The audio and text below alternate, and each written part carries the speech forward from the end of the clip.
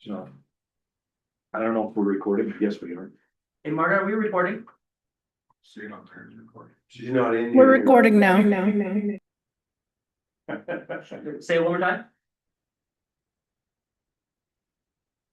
Marla,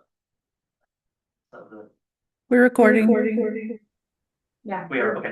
Got it, thank you. Okay. So, all right, I think, item number one, I think is fairly straightforward, but any details you want to give us on that one? So, I think the conversation point on this is that taken from the planning commission's conversation in the last work session. He has come back and asked for a little bit more density, it's asked for 9 additional lots. What he's looking to do is get, hit 8,000 square foot, fairly, reasonably identical lots, in the subdivision. Charlie, sorry, I just have to interrupt. Our conversation wasn't increase the density, it was don't put it in the park. So there was two, there was a conversation about not putting their park on the property. And then there was another conversation about the potential of additional density in exchange for housing affordability. I think Mr. Alfonsi heard he'd probably get 9 extra lots for free. So he and I, we have been emailing back and forth a little bit, talking a little bit about whether or not those 9 extra lots are free lots or if there's strings attached to that. I've let him know that in the past we've put requirements on that, including, no more than a certain footprint or a certain square footage. I mean, we've given a little bit extra density for 1,200 or less square foot buildings, right? But not more than 2.9. We've never, not more than that 3rd acre. We did, but the planning commission did with 2 projects.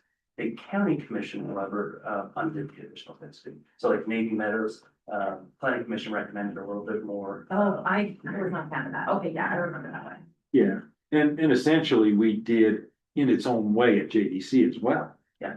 So I don't have a problem with it because there are versions of those homes that he wants to put in there, if that's what this ends up being, that are a smaller footprint. Right. So on a smaller lot, they would look just fine. So Yeah. I don't have a problem with it. And I did mention, maybe increasing the density a little bit, so. I told him to be prepared to have the density stuck at 2.9 Right. acre, but hopefully so I think that's what he's doing. Yeah, and if he can do that and make those homes affordable, the smaller footprint homes, I think that's a bonus for everybody, as far as I'm concerned. It might be worthwhile if the planning commission would like to see them smaller, because the homes that are over there actually aren't really that small. They're not that small. And So there's a couple different versions of them though. There are 2 or 3 different plans on these houses that are right over here. I just don't like the precedent. I think we're just driving up the cost of the land if we let them build more houses on it. And I think the standard of 2.9 is a good standard. Yeah, building costs what building costs, and I don't know. I don't like it because then we just keep like, where's the bottom when we went from 1 acre to a 3rd acre and making that an absolute, made it average density. So we're really closer to a 1/4 acre and then going even smaller than that. If there was like some large and some small, but where he's doing them all consistent and we're not getting like, I'm okay with smaller homes if it balances out and we get. But making every lot tiny, the reason we did this, not tiny, I mean, it's small. right. I believe it would look nice. I think it can be done. It's more the precedent I'm worried about. Yeah, I think we have a good opportunity to take advantage of here. And anytime we have an opportunity, we need to, because we don't get them that often. But what's the opportunity? What's the The advantage? opportunity is to get some single family homes that aren't attached into a development that will hopefully create some affordability. Some that are smaller footprint homes, smaller square footage homes, that are a little more affordable. And that would be my want for that. I mean, it's not gonna just be a pass, like you told him. Right. So. What would you guys say is acceptable smaller footprint or square footage? What are the ones that he was proposing? You remember? I don't I remember. wrote it down somewhere, but I don't have it with me. Might be in here. did we give up any walk trails and things of that nature to get to the 8,000? Did we give it? Give up walk trails? No. Now, all the trails are still gonna be required. No, but that's why I didn't get more. He I gave, just wonder how he rationalized doing it. Oh, and so that is the question for the planning commission tonight, is it a rational decision to give a little bit extra density? What is the community getting in exchange? I mean, those are all good questions to ask. He knows the 7,500 per, right, for the part. Yep, in fact, he's the one who proposed that. He said it's just gonna be easier to do the 7,500. He did let me know that he's been having conversations with Lance and they may work towards something different, but his primary preference right now is just, he knows what that number is, it's a fixed number, he's willing to agree to that. I remember it more along the lines of Sarah as well, more density, but that was just to replace the open space that he was gonna give the parks. It wasn't smaller lots for more density, it was just, hey, utilize this space with housing and then give that money to trails or whatever instead. I think that is what he's doing. I think he was always planning on doing 8,000 square foot lots. I think the extra 9 lots is that open space that is. I mean, Translates more density Exactly. overall. Right. Yeah, that's- I mean, I don't care, honestly, I agree with you that this is, I think we need to take it on an individual land basis as far as smaller lot size. But I don't remember saying, let's go with smaller lots and put more in there. It was just, hey, you can put more houses in where it was open. The more houses comes from where he was gonna put the parks. Yeah. Tammy, you want. Patio home one that we just did on 2550. What were the lot sizes in there? They were straight three. I think it come out third. It did, yeah, it did average 2.9. Yeah, but if that- Cause these ones are 0.18, right? Like they're really 8,000 square foot lots for only 0.18 on the lots, right? I feel like it's, I feel like it's a little too compact personally, with what Stagecoach is over there by it, like the homes and stuff, like I feel like it's kind of a weird thing in the middle of like kind of what we've done, and all of a sudden it's like. I get the affordability thing, but maybe Well, not quite so That, small. I think but the center, Stagecoach is back. but yeah, you remember that Stagecoach is on the north side, right? South No, and it's on west. the- Okay, what's the one on the north side that Pat Burns did of 1,800? That backs right up to this property. Oh, yeah, Because we've got the whole center of that development is smaller lots and affordability and they're affordable based density for what we were doing at the time when we approved that. I can't remember what the size of those lots were, but he I had, do have. they were small. Pat put them in the center of that subdivision. This, you can't do that. It's- You're right, it's long and narrow. But he had bigger ones mixed in with smaller. Around the outside, he did, but he had more ground to work with too, Correct. so. So, Yeah. something I'd really like to see applied, that I've been trying to get developers to do is when people buy a single family home, they want room to grow. When the lot's too small, it's really hard for them to really grow on that parcel. And if we limit the square footage of the home, a lot of people aren't like, hey, let's buy a 1,200 square foot home on its own lot because it's just too small. They want to be able to grow to at least 2,000 square feet probably. So if you would, to make them more affordable, if they provided a pad for the garage, but didn't put in the garage, then it's affordable because the home would be at least a decent size. And then you're not paying for the garage. It's like you can upgrade later. And so maybe that affordability aspect, as long as it's, got a pad that they can park on until they're ready to put the garage in. I know someone, a developer's trying to do 4,000 square foot lots, and they're telling me they can't afford to make them less than 500,000, which I think is a. That developer named Flag, what was that guy, Jeff? Yeah, the one that he was talking about doing. He did the same thing, he Yes. did that as a patio. Yeah, In between, and then they could build. Yeah, someone had talked about that. And I think JDC did some of that too, where they said that they could improve this and add a garage. Right. So JDC, they've actually, have some 3,000 square foot lots in there, single family, and they're selling, they're some of their best sellers. But they have on average, a variety of different sizes. Right. And that's where we run into problems is because It's now just you've got 20, you have 300 and something acres at JDC. Yeah. And so what we need to probably, if we, and I don't know how we could do this and not look like we're picking and choosing. But it's like all the land around that, okay, or are we gonna say now, you guys, let's just say that we approve this with the extra density, without the park space.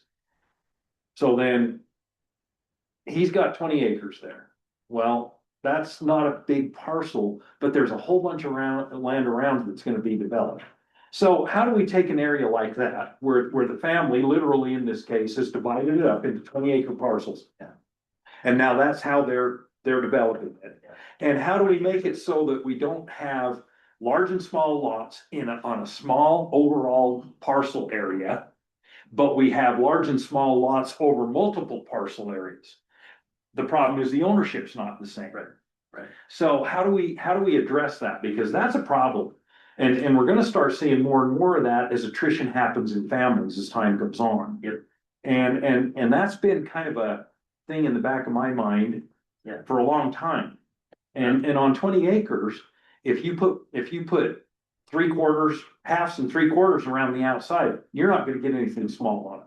And especially this configuration, because it's long and narrow. Yeah. So what do you do with it? Something you could do, but I'm not suggesting we do that here, but just from a policy perspective, is we could say, you can't get a rezone to these more flexible types of zones, unless you have a minimum of 40 acres, which is what Stagecoach was. So that would give enough acreage to provide a variety and flexibility. But maybe provide an exception to that rule. If everything around you is that zone and you only have 10 acres, then sure, you can do that. But if Right. you're not contiguous to it already, you're surrounded by it already, then maybe we say no rezones unless you get 40 acres. So a guy who's in the shoes would need to go to the neighbor and say, Right. let's do this as a partnership. I don't like that because then you have people that have smaller parcels, like 10 acres. Wanting to be able to capitalize on as much as possible to bring in housing that is being pressured from up above, right? Yep. And it cuts them out of the game, I don't think. It doesn't cut them out, it just forces them to negotiate. It puts them, because we can't But what if they negotiate. have no surrounding neighbor? Now they already have houses developed around them, they have this one Then they piece. should negotiate sooner. In those cases, I think we would look at, I don't like If it that there's- we're always trying to pound the developer, like they're still a citizen. I'm not saying that we should try to get as much out of them as we can and make it Right. better. But I feel like a lot of times our conversation goes the opposite way, where we're just trying to almost, I don't want, it's almost feeling like abusing the developer, like they need to do this and it's too bad, they're just money hungry. Honestly, if we add more lots and it drives up the cost of the land, I don't care. That shouldn't be the factor of driving up the cost of the land. That's just the market. That's how Well, it's gonna be. it's just Hold on, we're let me not finish, getting please. affordable. I feel like we need to look at what's appropriate for the land, for that area, and that's it. Whether, what it does to prices is not in our control, and we really get into the weeds a little bit too far, I think, sometimes. with those The market needs to control. I'm with Sarah in this case, but I do agree with you on the market. I don't see how we as plan commission get from 15,000 square foot lots to 8,000 square foot lots. I don't know. That's, Well, and I feel, I that's would, staff, if staff says we can do it and it's logical because of something they've done. Right. But I, you know, and in the past, I think you've done it with development agreements. we have, and that's how we would do it here. I'm not gonna go out on a limb and say that I recommend it this way. This is certainly a policy decision, and so this is something that the reason why planning commissions of community members exist. And even if you gave them the extra, I don't know if county commissioners would support it. They didn't support it with Baby Meadows. They did support the townhomes and they did support patio homes, but they didn't support the extra density. And so I'm not sure how the county commissioners would see. So I don't know how we approve something that's not in our ordinances to say. I agree with that as well. But I do agree with the concept of smaller lots. So it's kind of an oxymoron, like, Yeah, it how do is. you get there? If. And it's because all the people came in and says, okay, we're gonna do the 15,000 square foot lots. And we can do them big, small, or what, just average 3 per lot. That's how you do it. But I don't think we can stay that way as a county and stay viable. Because a 15,000 square foot lot and it's gonna sell close to 300,000. That means times 4, your average home's gonna be $1.2 million. Who can afford that? Well, you can, but not everybody. no, I can't, actually. I can't. It's- you live in one. But I agree with you. I don't think we can control what the cost is going to be. I mean, who knows who he sells the ground to and how much he sells it to him for? Or what building costs are. I mean, like, my builder today says, Well, the prices just went up $3,200 because of the new HVAC rules that just happened. So every house just went up $3,200. Did away with all that. Oh, yeah, but then everybody's bought all the stuff. So guess what? We're eating. Staying with it. Yeah, so we're gonna eat it, right? I mean, we really can't control that, but I think if you give him 8,000 square foot lots here, well, then you're gonna give everybody 8,000 square foot lots because you've given it to him. Well, Why that- don't you give it to I everybody agree. that's along the street? And it's So not, then you don't have any it's diversity. not like it's on the edge of a zone like you're saying. Right, like, so that's maybe the problem too, is like, if you give it to him, well, you gotta give it to everybody I then. agree, thanks, Will. That's where you run into the problem, is if you start here, then you gotta give it to everybody. That's Although why. I actually always say there is no precedent on legislative items. I think there really is. Say that You again. might feel like there is. Say that as a again, planning Leah, commission, say that. There is no precedent on legislative items. Every development that comes through legislatively is looked at, can be looked at individually and separate and apart from every other development that went in. So even though you feel like it establishes a precedent to give them higher density in this case, legally, there is no precedence for future developers to come in and want the same thing. Don't we have to justify somehow our reasoning for giving them higher density? And if someone comes in and meets that same, Criteria. Now, wait a minute, that- there's a difference, I think there's a difference between being a hypocrite Yeah, and and setting a precedent. yeah, absolutely. So there's your balance. So like, how do you, yeah, so There's we're, your balance. I mean, so yeah, you have to kind of, come to some conclusions in So your. you're talking about your own- fairness, being fair for one developer, like you would be down the line. it's like, that's, I guess maybe not a Yeah. preference, but where's your fairness? Like, And you so think that fairness it's- is a policy consideration you Yeah, guys you can let make. him have it, but then the neighbor comes along and we're like, well, no, we But don't. just don't feel obligated Okay, to give them the same thing because you gave it one before. okay. That's what I would say. The neighbor comes along, brings the exact same development and the exact same layout with the exact same buildings. You guys could still say this feels too dense because we just approved 8,000 square Yeah. foot lots next door. And so just. So we the fact think it's of out of making balance? Decisions could lead to future decisions not going the same way. Right, so just trying to find a way to balance it out so the community is built the right way, looks the right way, sustains, community values the right way. And I get that, I'm sorry, sir. No. I get that point, but it just still feels like when you're the next guy coming along, it's like, oh, you'll do this favor for this person, but not for me. Right, well, that's where the tough skin comes in, Right. I mean, and so everybody deals with that kind of thing individually. I'm not saying it's right or wrong, I'm saying that's the But thing. it's like the John Yeah, Price. no, thing. That's something to consider while we're Just doing, making density decisions. Because of what's So when happening. we came up with this general plan, the idea was It's hard. average the density out. And the purpose was so that we could have smaller lots and bigger lots. And then they average out to that 2.9. So in this development, they can change their street frontage. We don't need to have the same. It's easy for them to make smaller and larger lots within that. If they want to make some that are smaller, that might, I don't think even 8,000 square feet is gonna fit a four How house. small? That'd be the question. Give me 40 foot The lots. frontage Then is what's in our code. There's might work. There, Yeah. and I just wanna add this in, there's something that we're gonna be working on starting, I'm guessing next month. And that's the general plan, and we're gonna be looking at this density and this zoning, so. I don't know how that makes anybody feel, but. I think there's going to be. However you wanna look at it, but there's going to be a call for higher density. So the thirds might end up going to quarters. So now we're that close to it. So do we say to this guy, cause he's a month away well, he's more than a month away from having a definitive new general plan. But do we say, okay, you wanna wait and see how this general plan comes out when we get done with it?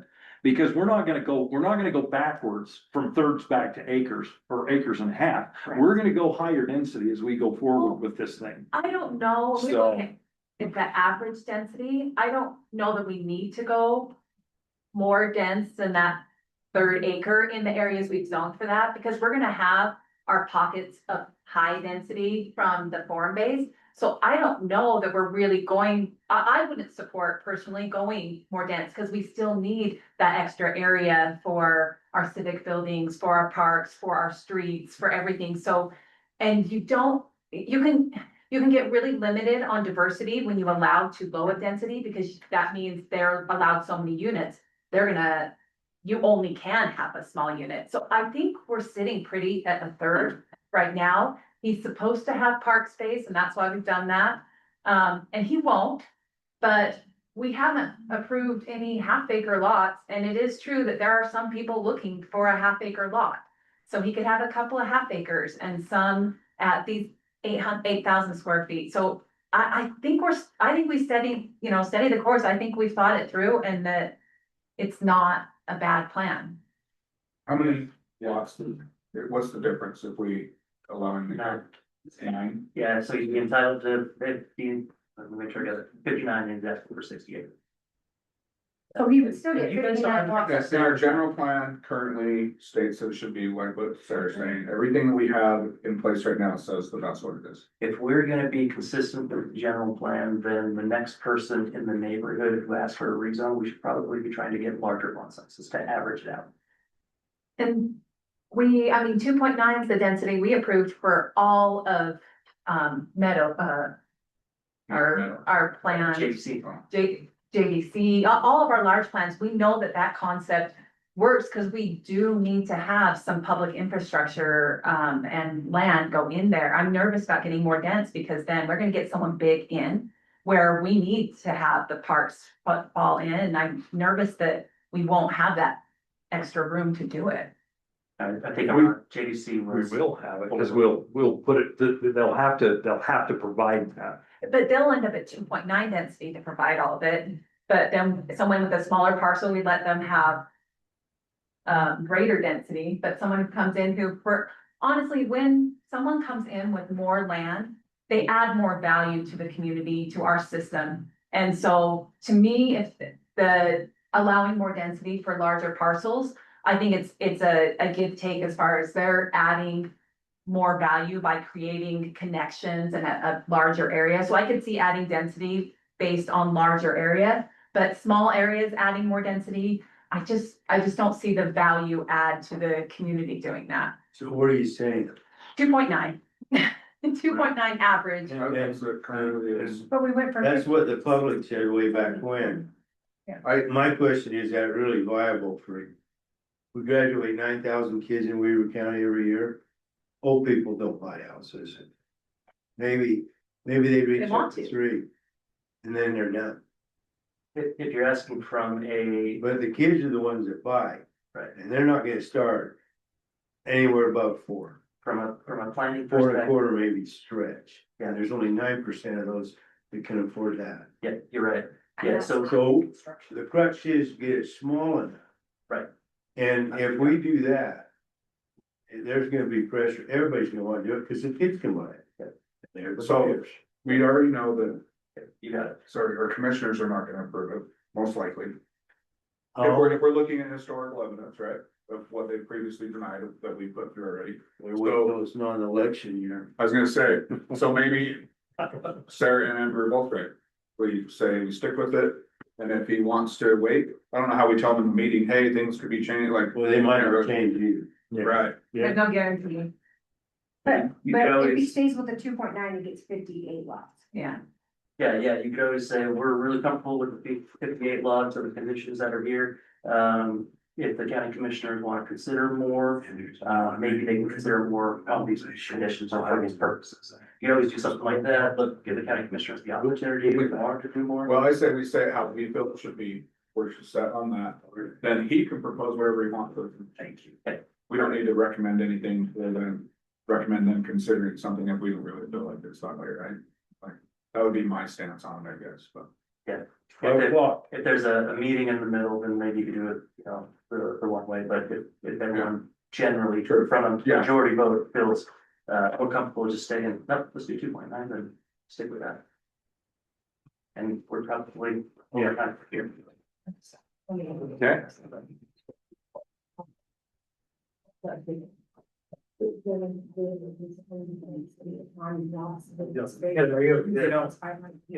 we would have had this patio block that renters normally build, like, how do you get where they've been on much smaller house? Reality, I'm really surprised that they came in with. Yeah. I agree. I really think that. And that Our was system. like, really, there's one, if you go to Kenny up there, there's no. And I wish everything was black and white, but they're. I like what we have. Yeah. Thought of some ways.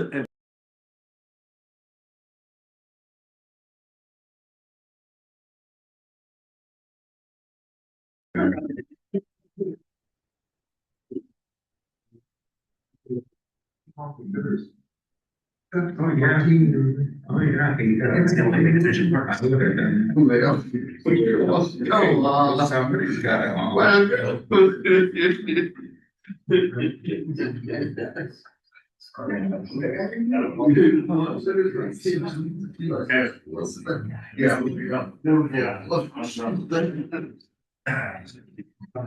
Build these, and you know, that one, you have to live in. You know. You sit here. Sit here.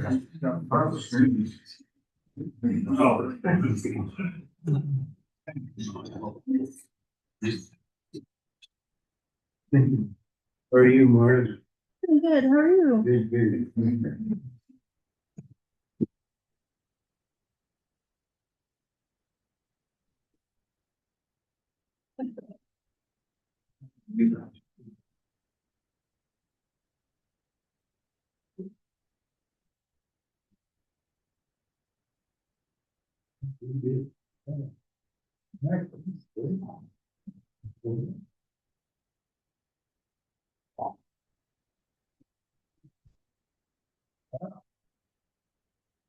Tickets must have been cheap. Good to see everybody here tonight. Thank you for coming. Please join me in the pledge of allegiance. I of the United States of America, and to the republic for which it stands, one nation, under God, indivisible, with liberty and justice for all. Thank you. Let's see. Roll call, everyone's here. Commissioner Andriotti is excused for tonight. Everyone else is here, say. First item on our agenda is the minutes. And, any comments or concerns on the minutes? I think we had a few in the pre-meeting. I had one, page 3 of the January 6th meeting. We had during the work session, one item, bullet point 3 of the second paragraph, it says the townhome units at 42 feet wide were too narrow to accommodate proper garages. That should be 22 feet wide. Okay, anything else? All I know. Okay. Commissioners, anyone else got any concerns?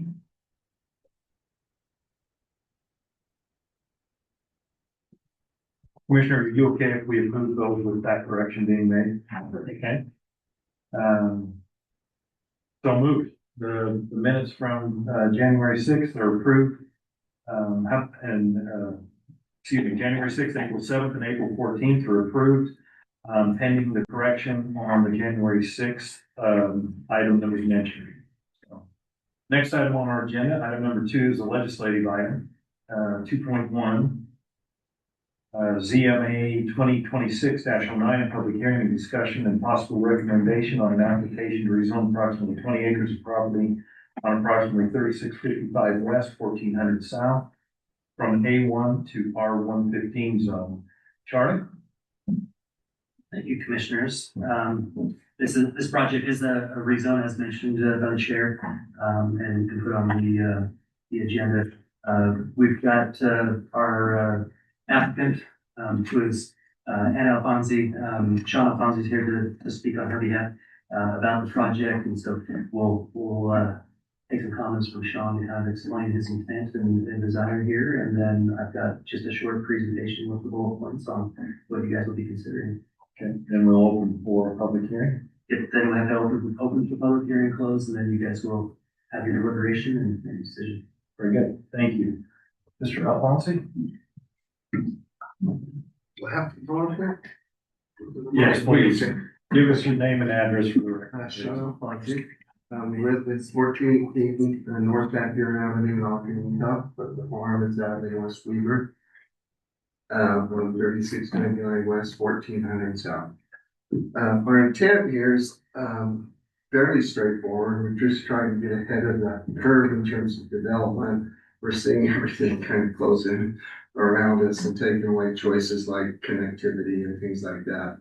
So the planning was to hopefully develop an area where so the legacy of my mom, she's 101 years old. I think I remember telling you guys that during our draft planning. And her family, because there's quite a history between that 1400 and 1800 South pathway from 1900 to 4700. It was predominantly Italians that developed those farms. I think I mentioned 12 different Italian families in that area.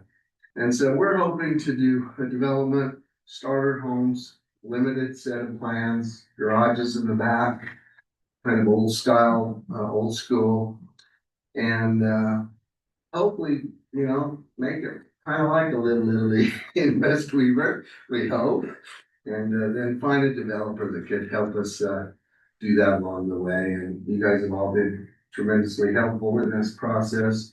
Couldn't be here without Charlie, so he's helped us as well. Again, we're not professional developers, but everybody's really been very helpful, and we hope we've set up the concept, the narrative, to where you see what the goal is there to make a community of similar homes, smaller in size, and hopefully carry on our Italian legacy out there. Weaver, thank you.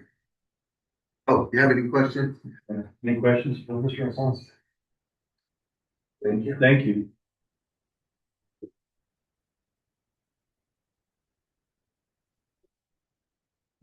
Got to do with Mr. Alfonsi, what I usually do with other developers, with professional developers. I tell them to tell you guys that I was hard to work with and I drove a hard bargain and got the community something really great. So I'm glad that he had a good experience with this. But as we're looking at the project, we are looking at implementing the general plan that was adopted a few years ago. At generally speaking, implementing about 2.9 units per acre, averaging out over the whole for this property, or excuse me, for the neighborhood here. The project you see on the screen here shows both the project on Marty. Would you mind minimizing the little window? She stepped away for just a minute. Thank you. Okay, so on the left-hand side, you see the zoning map, show the property zoned as H1.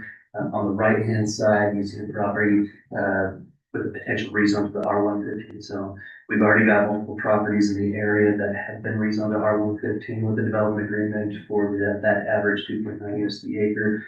The project that's a little bit to the west, that's the Martini Legacy project. And then the project that is just a little south and west is the Stagecoach Estates project. And then south of that, you've got Winston Park and Taylor Landing phases 6, 7, and 8. So over time, we'll probably see similar types of infill come in as landowners are ready to sell their property. Part of the hard part of planning in these agricultural areas is, despite the fact they're agricultural and fairly open, there really aren't large acreage parcels out there. And when you don't have large acreage parcels, you miss opportunities for street connectivity, pathway connectivity, open spaces, recreation. When we're looking at small pieces, it's just hard to make a landowner with a smaller 10 or 20 acre piece do some of the more extravagant things that we would ask a landowner of a 40 to 100 acre piece do, even though it would be equitable to use. So it's always nice to work with a landowner who has a little bit of foresight and is looking into the future for what his needs are. Shawn certainly understood that as the developments around the project are beginning to develop, those roads are going to be approved in set locations. And he would rather develop his property, setting the location of those roads and connections, instead of being told how to do that based off of development of other parcels. So I think it's really a good forethought and good foresight of the owner. So this is a concept plan that the landowner has roughed out. The landowner is working with a surveying team to design a different concept plan that's a little bit easier to read, but the basic premise of this is you've got about 68, 8,000 square foot lots in the area. You've got a 1,500 South Street roughly planned in, and you've got a 1,600 South Street roughly planned in, both with the intention to connect to the streets that are already planned to the west. Once the property owners on the west side choose to develop, and with possibility to extend those further to the east if those landowners choose to do so. Might be a little hard to extend 1,500 South, but 1,600, there's a good location for it to expand into to the east. The yellow dashed lines, those lines were added by myself. Those are lines that are probably going to be needed to comply with our minimum pathway separation, connectivity separation. That the bottom, not the very bottom one, the one that goes through that bottom block, through the middle of the lots, might not be required. I just need to see what the survey actually shows once we get the map in from the surveyor. When it comes to a project like this, when it comes to changing the zone map, it's really important to consult the general plan and what the general plan says for the area. We know that the general plan talks about medium to large residential lots. We have generally targeted that at about 2.9 units to the acre, but it's good to note that the general plan does not decisively say shall be 2.9 units to the acre, just a general understanding. So you may see projects that come and go with a little bit different densities in them. You can see up in the northeastern corner of this project, you got a little bit of the project that overlaps into mixed residential. And our general plan is even more vague about what mixed residential is. It basically says, propose something, landowner, developer, propose something that we could probably agree with. That's going to mean a different thing in different locations. The intersection of 4700 West and 12th Street, that might mean apartments at some point in time. I'm not going to say that now. I'm not going to go on the record saying the commissioners like that idea, but it could potentially be that because that's a good location. This may not be the right location for apartments or something like that, but could potentially have a little bit higher density than just the 2.9 units per acre. The applicant is asking for a total of 68 lots. 2.9 units to the acre would entitle them to 59 lots. So he is asking for 9 extra lots. The justification for just doing so could easily be the overlap of that mixed residential line type. But again, the general plan is intended to be general. These edges are not survey level accurate edges. They're soft edges, and they can be viewed in a variety of different ways. It'd be nice if we could draw these edges with a nice blur that just blends into the next color. So we have to be a little more mindful or deliberate when we're making these kinds of decisions, but giving us a lot more opportunities. But we don't have that right now. Maybe the next general. As far as pathways go, well, there's a variety of things that we want to look for when we're looking at rezoning. The general plan talks about pathway connectivity, parks and open space, talks about air quality, it talks about efficiencies, dark sky, and a variety of other things. For this project, we've already nailed down most of the smart growth principles through our standardized development agreement, which you have attached. I haven't put in the unique numbers that is part of this project just yet in the version that you guys have. But if you reviewed it, you can see what the template says and how we're trying to hit those smart growth standards from the general plan. But one thing that we can't ever nail down very well is street connections and trail connections, because every piece of property is so unique. And so we do this on a case-by-case basis. The yellow solid lines that you see on this image, those are pathways that are currently installed, and they exist in the Stagecoach Estates development. And I'm missing one. There's actually one that goes across 1700 here as well. So from the developer and from other developers in the area, we are asking for a pathway, a street adjacent pathway on the 1600 South streets. That's a residential street, very much like this street here. It's a major residential intended to connect neighborhoods, but not be a community collector street. So the right of the street right away would be about 66 feet, but they would have a pathway that runs adjacent to it. The blue dashed lines, those are connections that are yet to be determined because the landowner has not chosen to propose development yet.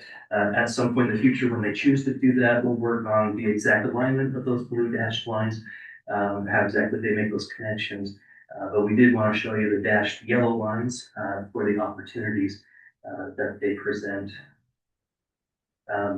It is important to note that from this project, if developed, a landowner or a resident would only need to walk down to this corner here.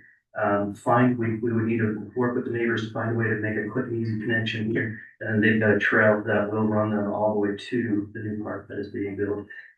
That received a big grant this year. So hopefully they get a lot of better improvements going.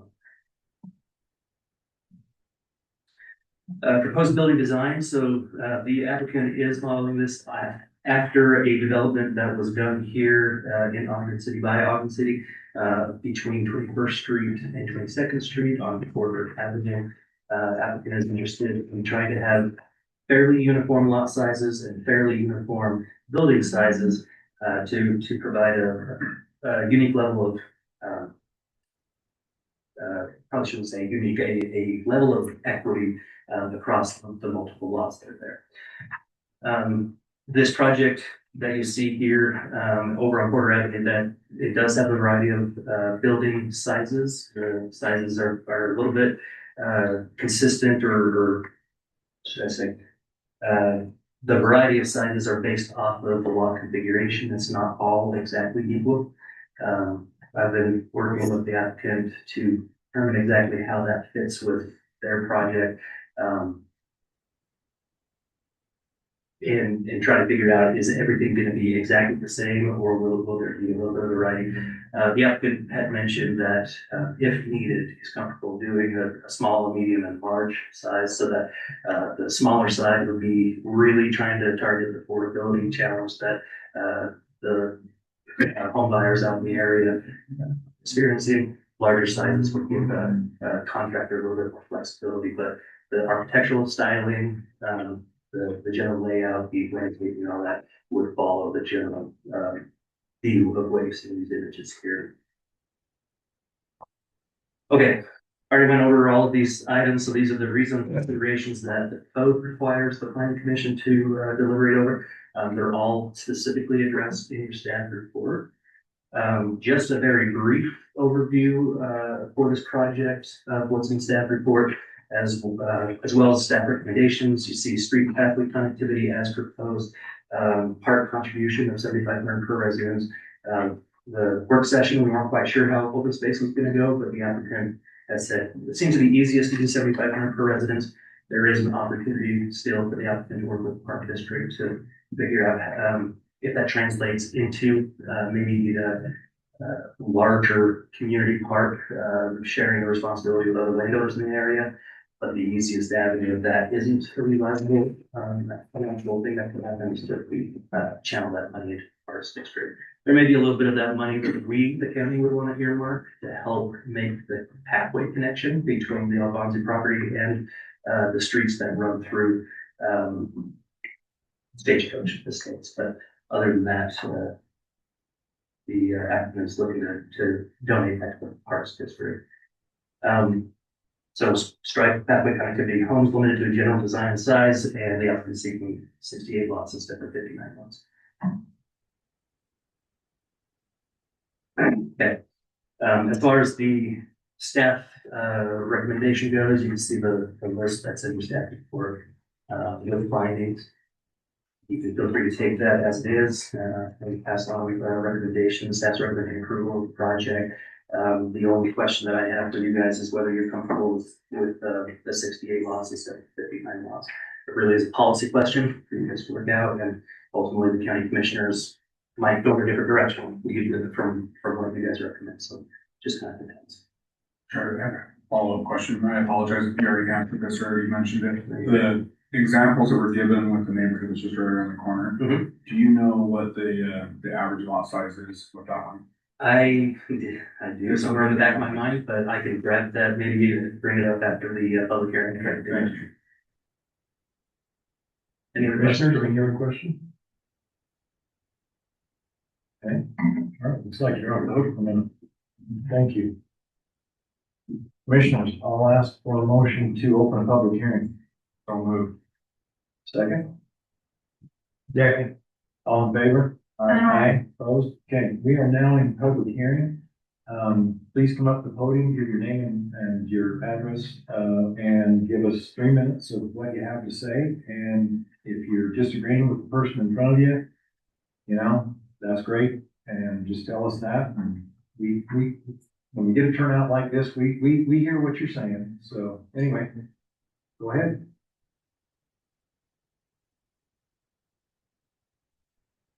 First one's always the hardest. Emily, there you go. Yeah. Get poked in the shoulder. Emily Rogers, my, home address is 1942 South Binsbury Drive, Taylor, Utah. Commissioners, I want to thank you for what you do. I know firsthand it's a hard job. I didn't last very long, but I know you're volunteers and I know it's thankless and I know, oftentimes you're not the most popular people in the room. So I appreciate this opportunity to speak with you really quickly. Our family owns the property to the east of the Alfonsi property. That address is 1577 South, 3500 West. Our south and west property lines will be affected by any change that happens to the Alfonsi property. We understand that change is inevitable. When we first bought our property, it was a blank canvas, and over the years, we've made improvements ourselves. And for good or bad, we have changed this landscape in this community so that we could build things for our family. And we understand that Alfonsis have the right to sell their property. They have the right to develop their property. But we have some concerns as members of this community. And tonight, we just want to ask that you guys be proactive rather than reactive. Change is coming to this area. We have a freeway in our backyard, and it is going to affect all these surface streets and all these roads. 3500 is going to change. And so I would hope that you would be mindful of what's coming in the future as you approve each of these new developments. Our two biggest concerns that I know are facing our family and other members of our community is there is a critical irrigation ditch that runs through the Alfonsi property, and it feeds the properties to the east of Alfonsi's, and this ditch needs to be protected. No matter what happens on this property, it has to be piped and there has to be some type of easement. So those of us that are still working our land and running livestock and growing crops can irrigate when our water shares come up. So we would like you to please protect this waterway that's been there for decades. Second, we've known from the beginning that the fields behind us would eventually be houses, and we've known that our south property line would become a road. We don't have a problem with the road being there. You're gonna have a lot of traffic flowing out of these communities onto 3500. So I hope that you'll be thoughtful about how many roads actually fill out into 3500 just to help with traffic and high school kids that are racing down this area. But also we need to get sewer from these back properties out to 3500 West. We will be doing ourselves a disservice if we put a beautiful road in with street trees and a pathway and it looks awesome. And then in 2 years, we have to tear it up so we can put in a sewer line that could have easily been done when we're developing. Put in secondary water lines that could have easily been done. So I hope that as this development moves forward, you'll be thinking about things like that to help make the future easy. We didn't do this in Winston Park, and now they have ripped Winston Park apart, tearing up the roads to add new lines to feed new phases, and we don't need to do that. We need to just do it now. Let's get it done. Let's get it done right. And I also hope that you'll have a firm, solid plan of what they want to do back there, not just a blank slate for 69 lots. I don't feel like Little Italy fits in Taylor West Weaver, but that's not my choice, but I just hope that we'll be thoughtful in the development. And I, again, thank you for your time and for what you do in our community, and I have so much respect for all of you. Thank you. Thank you. Anyone else?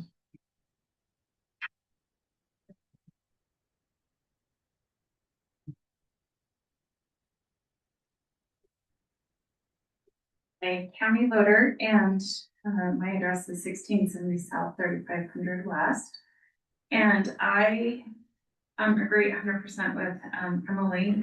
I want to just make sure that you are focused on the road situation, where we have the 3 new schools that are right there off of 1800, which needs to be upgraded. I mean, we have kids walking on that. And there's no sidewalks. Like my child with the traffic going to Westfield, we are a point or just a small fraction out of busing zone. So she had to, would have had to walk on 1800. So I don't want 3500 to turn into the 1800. We need to, like Emily said, to make sure that we plan this out, that we have sidewalks. We have so many kids on that road racing. 1400 obviously needs to be expanded along with the 1800. And I totally agree with Emily and us on 3500. We don't want to be that gray zone that just is lost without sewer or road updates. And then I would like you to I agree with the Alfonsis, and their plan. We definitely don't want 68 homes in there, and we would like to see maybe some other options of style of homes, because that really doesn't fit West Weaver. I know the heritage there, and I know it is very strong.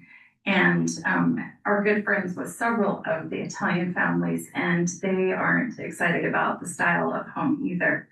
I am concerned about the light pollution, the signage, the width of the roads. We don't want a ton of cars to be parked in Little Italy there as well. So we want to make sure we have enough parking for these smaller homes. Thank you. Thank you.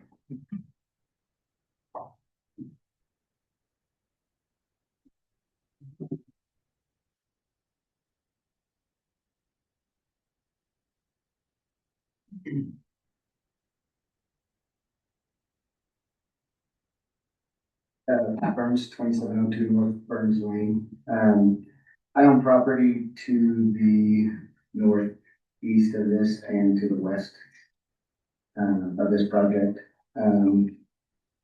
I understand the master plan for the area, and I think this fits really, really well with what was thought of and designed and how the master plan was presented to the public. And I think this is a good project, and I like the thought of having where it gets a little bit of mixed use that has the density added to it. I think that's a good idea.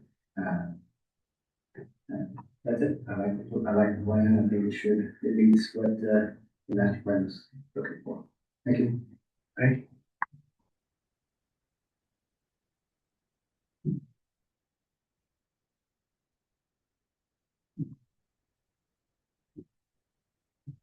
Anyone else?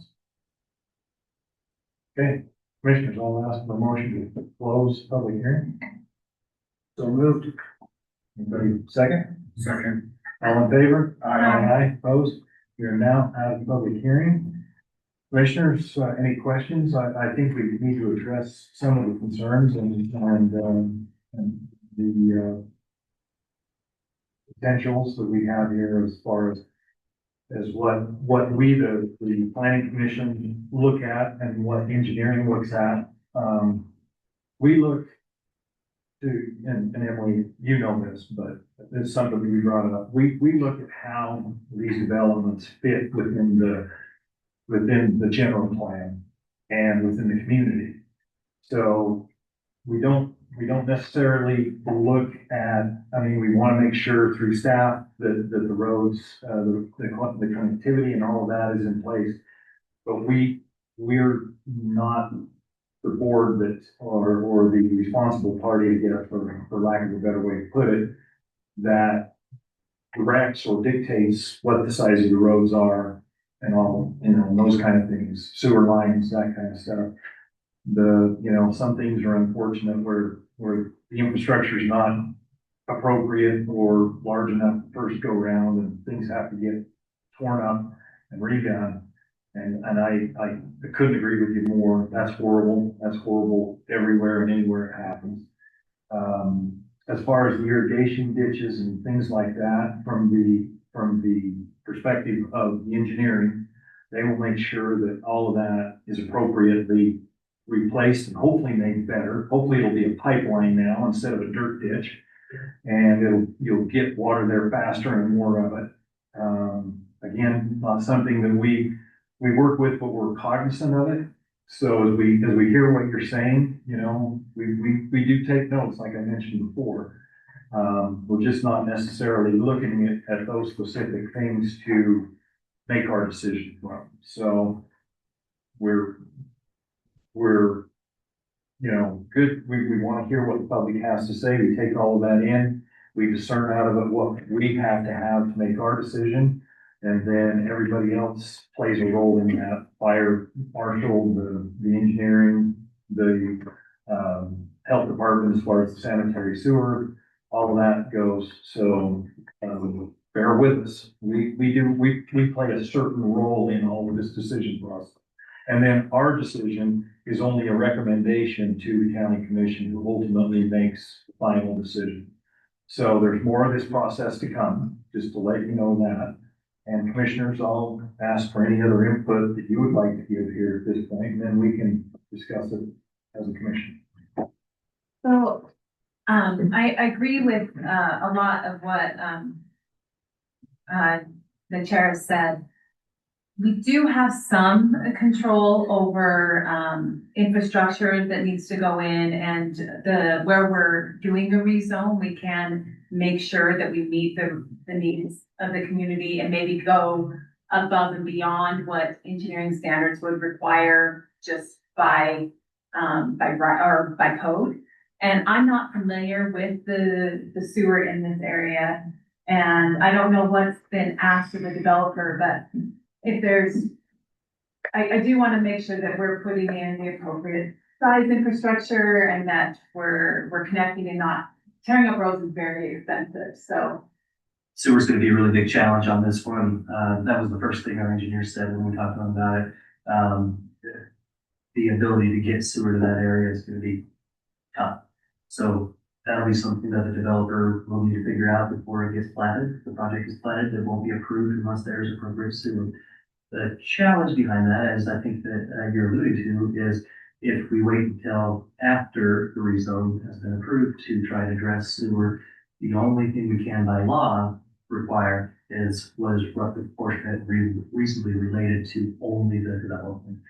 We can't require the developer to go above and beyond without compensating them for that. So if we do have a need to push pause and maybe work out a sewer plan, that might be appropriate. Our engineers feel confident that they can work through the sewer issues at subdivision, but if you guys would rather see that, some answers to that, we can certainly go back and ask them and come back and report. But just to clarify, it is required that the sewer line is put in. They may not be paying for the upsizing, but the county through impact fees would pay for whatever the future plan requires for that area, so it doesn't need to be dug up in the future. Potentially, if there is an impact fee facilities plan that already has that listed in there as a line item. Can't use impact fees unless it's in the impact fee facilities plan. Now, that said, we do have an impact fee facilities plan and we do have impact fees for sewer. It is incredibly challenging to try and pre-guess who's going to develop their land first, and where the infrastructure improvements are needed first. It is very helpful when we get larger pieces of property being developed, because we can take a better stab at being reasonable and fair without having to put multiple lines in or digging the road up multiple times. But there's no guarantee, and I definitely agree with that, with Emily, that we get a beautiful road in there, we really don't want to see a ribbon of asphalt, new asphalt running down a little bit, 2-year-old asphalt, and our engineer really doesn't like that. In fact, I think we try and put the standard together that says most of the road is very kept for years. So, that's a long way of answering. Shorter way of answering is without deeper pockets that the county has at its own disposable discretion, without deeper pockets, we're not going to be able to address specifically the infrastructure sizing needs of everything or build out of that community. And so it's really a question of funding. So if the planning commission wants to see something a little bit more community oriented, we do have a sewer master plan for the area. This is right at the edge of one of those lift stations. When Taylor Landing was put in, they put in a little bit of a smaller lift station that would otherwise be asked for, but it still was oversized for Taylor Landing. So really, they're going to need to find a way to gravity from this property down to Taylor Landing. At some point, the Taylor Landing lift system is going to reach capacity. Then we're going to need another lift station in the area. And there is gravity sewer that is down 1400. It crosses under the railroad track just shy of 4300 west. It goes through a field over there. And so there may be an ability to gravity drain this project through that, but I don't know yet. So to address the funding issue, the county may not have and probably does not have the funds to upsize the sewer at this time.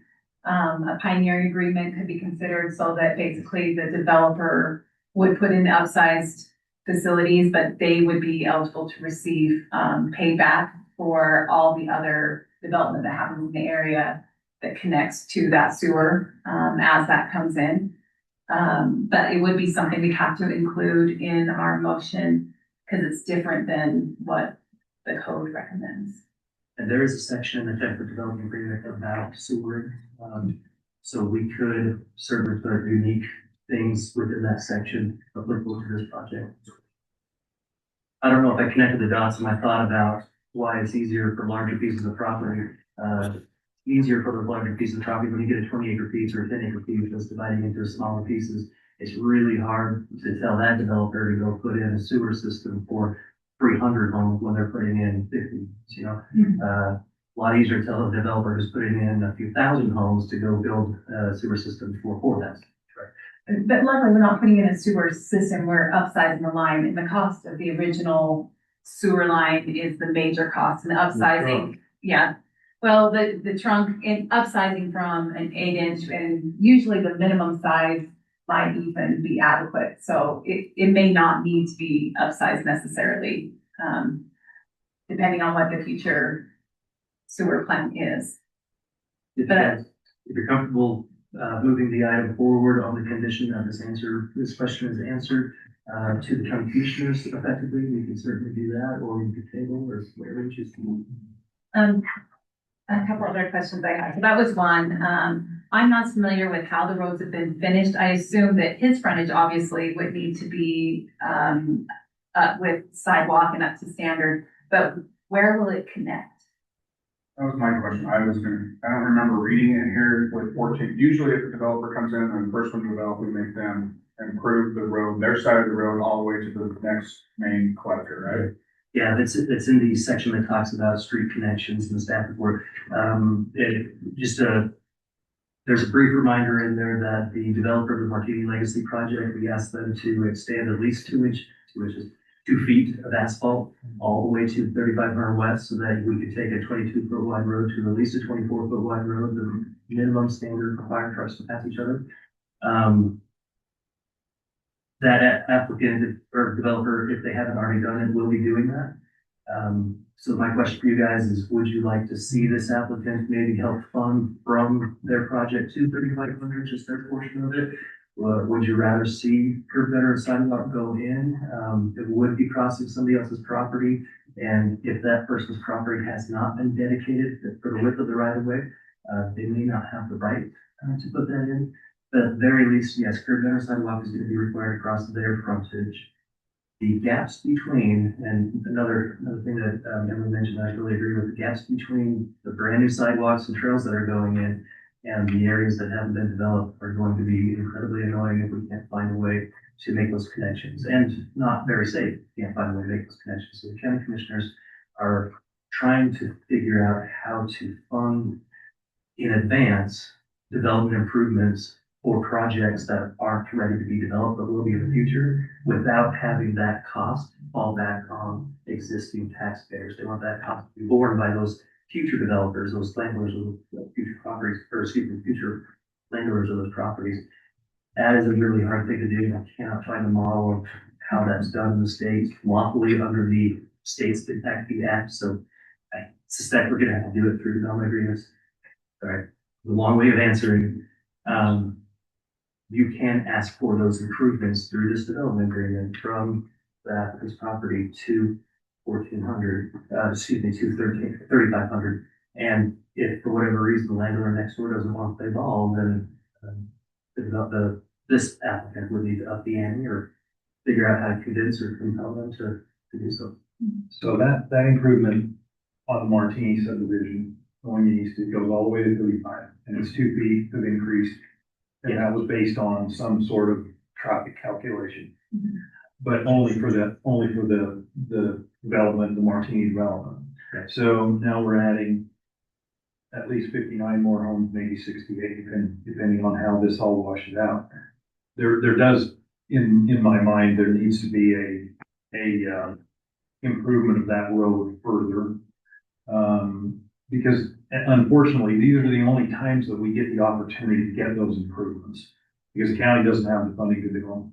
And so it has to come through the development. So commissioners, that's my 2 cents worth, is that, you know, if you're gonna weigh on what, you know, what the potential density is, maybe keep in mind of what the recommendation is on adding to that road, the width of that road, 1,400 from the west edge of this development or potential development all the way to 35. And then if you want to consider, you know, curb and gutter and that kind of stuff, you can do that as well. But definitely the width of the road has to be improved with every development that goes in on that road, because it's a very narrow road. And so any improvement that we have the opportunity to get, it needs to be got. And Mr. Chairman, in addition to that, if the county doesn't own sufficient right of way to make a connection, curb gutter sidewalk connection to 3,500, we can always do something temporary until the landowner there on the corner is ready to develop and put the sidewalk in. It doesn't make a lot of sense to put in curb and gutter if it's not going to actually align with the final resting place. Right. But it might make a lot of sense to connect a temporary asphalt 5-foot wide path that runs out closer to the street, but not in the street, so that the school kids have somewhere that they can access. Still won't bring a pathway to 3,500 West, which in my opinion, when that was redone 13 years ago or so, it should have been done at that time. I was just brand new at the time, so I wasn't able to make a lot of stink in many ways, but 3,500 is planned to have a street adjacent pathway on it in the future. It's just finding ways to. Sorry, thank you for that. Go ahead. Yeah, are they different? They're different, but go ahead. So with that real quick, Martini property that is going all the way to 3,500, it's just asphalt, the one, right? That's right. But this property would be required to add curb and gutter, right? Potentially, if that's what you guys choose to. Okay, where does the sewer go for the Martini development? They're going west? My understanding is going northwest. Yeah, I think they have So opposite direction where this one is, potentially. where it would need to go. I'm not sure where the grade breaks, and so if this one has the ability to drain to the existing gravity line, that'd be great for everyone. But if the grade breaks a little closer to this property, then it would need to drain down to the existing lift station. Just spitball in my head, like, if Martini's already gone all the way to 3,500 with asphalt, would it be unreal for us to ask for them to upgrade the sewer system for this project going to 3,500? Like stubbing in and capping, or I like the bigger line, right? I don't know what the cost difference is or whatever, rather than adding, I mean, just having the Martinis are already paying for asphalt. That's already there, right? Like, we don't need them to add asphalt on top of asphalt, so could those funds go towards the different? No, and let me clarify the asphalt I'm talking about. I'm not talking about putting asphalt over asphalt. I'm talking about making that road. No, wider. I know exactly, yeah, I'm just saying if Martinis have already committed to it, then that's taken care of, we could get But something else. only 2 feet. Maybe another 2 feet. Yeah. I think we're No, I'm not- still really shy. So, Oh, they'd have to purchase property though, right? if the right of way doesn't exist, whatever it takes, because that road is, even with the 2 feet that Martinis, they're in the middle of the block, is what I'm saying. Okay, They've added 2 feet. Well, that helps some, okay. but it doesn't, Okay. yeah. It still doesn't get us to what's the potential? Is that a 66-foot asphalt road at some point in time in the future? 1,400 is supposed to be an 80-foot wide. Okay, so it even makes the case even more. So, But only if it's possible. They don't own the property like that. I believe the church owns the property on the corner, right? I doubt they're gonna sell it to them so they can improve it with road at this point. Maybe, I don't know, maybe. depends on what the core requirements are on that, on that, yeah, quote unquote subdivision. And I had, I forgot that was owned by the church. This may be a little easier than I thought, because the church is usually fairly interested in finding ways to cooperate together to save money overall. And curb and sidewalk is part of their standard, even when the community doesn't ask for it. So we can certainly, try and work with the developer, try and make contact with that owner. And probably part of their plan, at least around their landscaping, will be at least sidewalk, if not curb gutter and sidewalk. So. Mayor? Okay. So, and this is something that was bugging me, but since it was brought up by the community, I am also personally not excited about the style of the homes proposed. I like the function of them. I love the garage behind. I love the house in front. I think that'll look fantastic.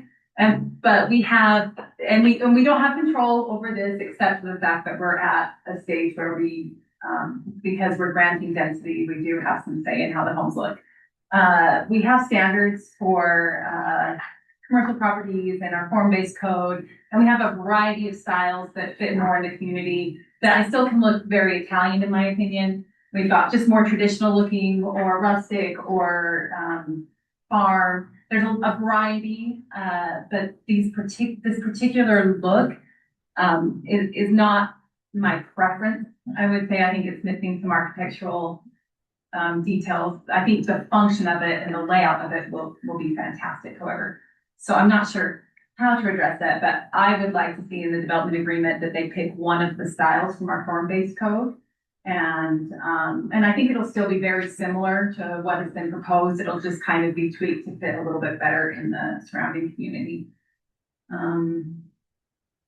Oh, and it was mentioned, light pollution was mentioned in the development agreement. There is a dark sky compliant aspect. So, and that's for all new developments generally that we're approving. So those are the rest of my thoughts. Commissioners, any other comments, questions? Discussion? Okay. Mr. Chairman, Yes, sir. just because I promised I'd do it, I've got an answer for you. On the lot sizes of the Porter Avenue development, you've got a range between 0.14 and 0.19. There's only one that's at the larger 0.19. Most of them are between 0.14 and 0.16 acres. 0.15, for example, is 6,500 square feet. 0.14 is about 6,000 square feet. So that's the size of those on those lots. One more question. In Stagecoach, there's smaller lots in the center. Yes. What are, you got that? Where do you pull that up? They get a small 6,000 square feet in the center of Stagecoach. Okay, thank you. You know, I probably blew it up. I'm sorry. You were gonna give us that, weren't you? Yes. All right, commissioners, anything else? Okay, I'll ask for a motion. I think I have some questions. I'd like to make a motion, but just kind of get the idea of where everyone stands as far as, density. I'm not as concerned about the sewer upgrade, because I don't think that will be a big, cost. I think, upsizing, it's not really an upgrade, it's just an upsize. That doesn't concern me as much. But the road improvements, I'm not as familiar with the area on what specifically we want to request for road improvements. Well, I think at a minimum, there should be some more asphalt and potentially, depending on how you feel about, the curb and gutter, depending on how that can be worked out to get all the way from the west of this, potential development all the way to the corner of 3500, bearing in mind that, is it the next lot east of this, Charlie, that's going to be the church? Okay, bearing in mind that whole, next lot is going to be the church, so potentially the landscaping is going to be, The right of way might not be an issue. Exactly. So it might be that if we get some road width, we determine what potentially we think, what the right amount of road width to ask for is for there. And then the curb gutter and sidewalk that would match the landscaping of what the church is going to put in. That's kind of, does that help you at all? It's gonna be quite a ways away from the finished asphalt though, right? The curb gutter sidewalk. Yeah, but there's also some ifs there. If the church decides to develop this and not sell it to somebody else to do something else with it, right? Like right now.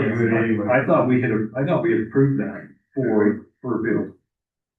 I think I was on 2200. Okay. Yeah, the one, I do. But any improvements, because it's more of a developer, any improvements that they're not paying for, but giving away right of way for improvements that we're gonna be required to do, I don't think That's that'll why be a I'm not tough sure. I sell. still want banking on the fact that the church might do it. But any developer it'd be more a private landowner that might not want the development. So this is speculation, obviously. It is. Yeah.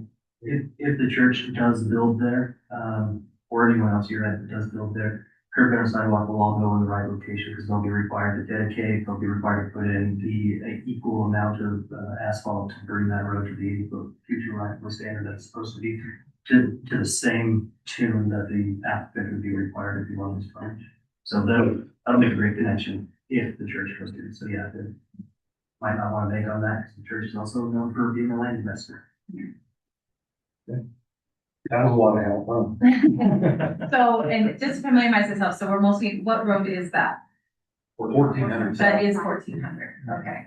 Chair, Yes, sir. discussion on what Sarah was saying in regards to the sewer. I think we ought to add in there that it's the lowest it can possibly be, no matter which way it flows to. So they can pick up the neighboring territory around it. And also with the upsizing probably ought to have a recapture in it. Maybe a 10-year minimum. Like a pioneering agreement of some sort? Yeah. Okay.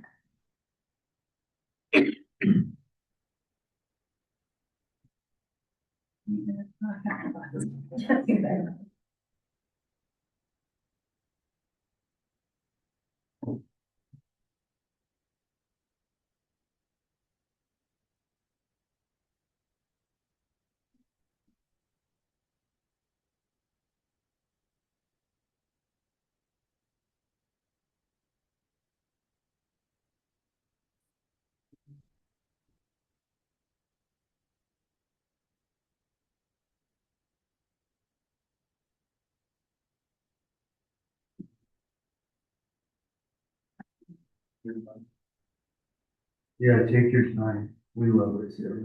The suspense. And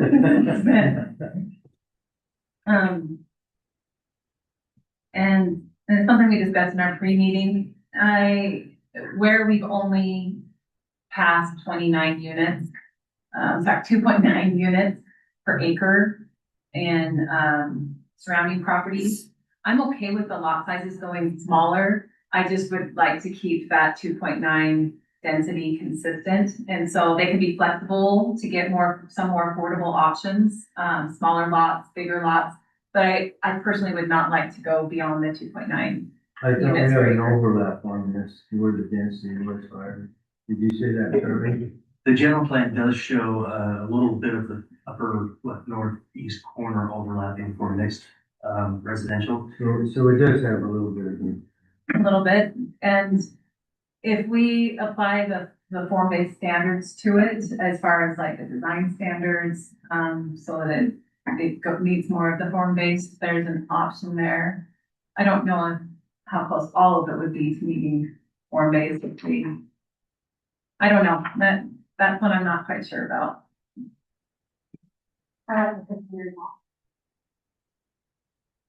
59, okay. Another question I had for you all. Oh, to try and promote affordability, I would like to give him the option to build houses with, pads ready for garages, but not have garages. Does our code require a garage? No, they don't. I did mention something about garages, maybe not being included in the calculation to the applicant. I think the applicant would like to do garages, but they don't have to right now, so that is optional. So it isn't something we need to include, because the code would already give them that. But if a garage isn't created, we may a ready want to pad. have a pad of some sort ready to receive a garage. Okay, so that would be something we want to include, is the pad ready build. Is that something I to think give him that option? that's more of a restrictive covenants type of ordinance that the owner does. Rather than us. Well, he won't have the Well, I think that if we're considering upping the density, then I think that's great. If we're not, then I don't think it's necessary. well, if we change, if he's able to make some lots smaller and some bigger, he can, if he'd like, because he's mentioned wanting to have an affordability aspect, he can create some smaller lots. And by having the option of deleting the garage, but to the concerns of the residents, making sure there's still off-street parking that's paved, then we can get an affordable unit without impacting, parking in the area. We're still talking about having driveways. Yes, you have to have a driveway and then a buildable pad so that, that garages are possible. If there is no garage included, then it doesn't really mimic the example that was given, right? Because those examples that are right around the corner all have attached garages. No, No, No? It's either attached or detached. detached, and the ones that are being proposed are all all detached. detached. Okay. I apologize. So I just wanted to include in the motion that if they choose not to have a garage, they have a build-ready pad so that we have off-street parking spot available.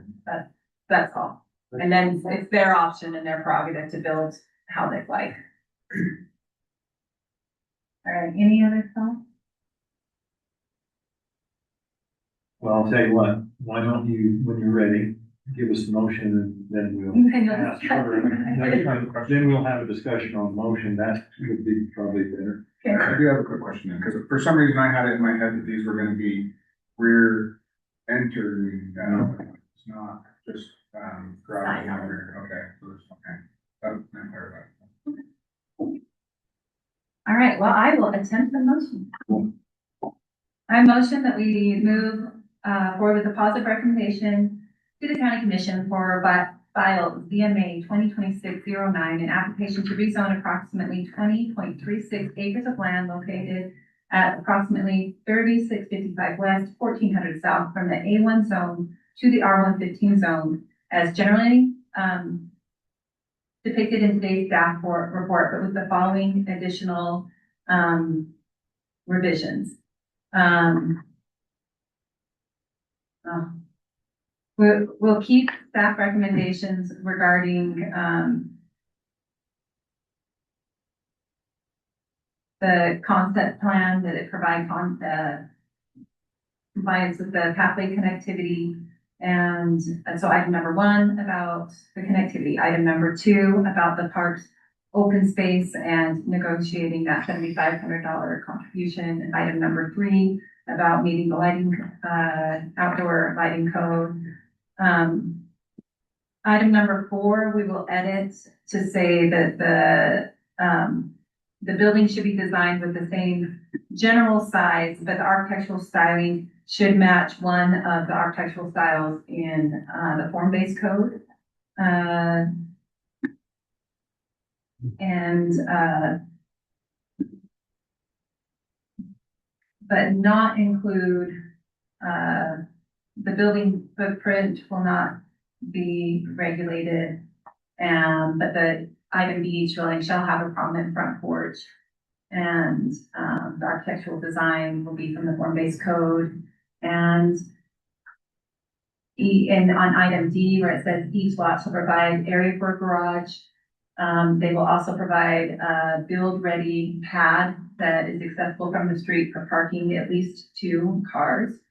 And no less than 10 feet behind the rear of the dwelling, and no front-facing garage doors shall be within 50 feet of the street right of way. Number 5 will continue, use development agreement should be based on the county's standard template agreement with all of their pertinent information applied therein. We're adding, number 6. The development will be limited to 59 lots. Item number 6.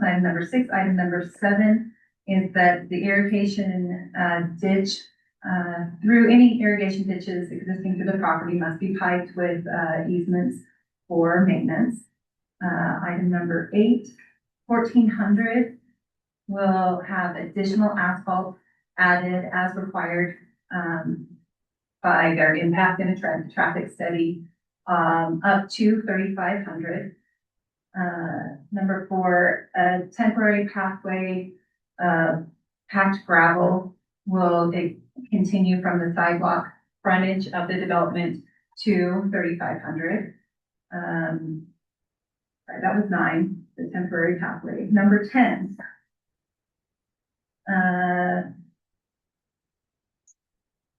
The sewer shall be installed at the future map sewer plan size, and the developer may include a pioneering agreement to recover costs for just the upsizing of that sewer, if upsizing is required from their impact size.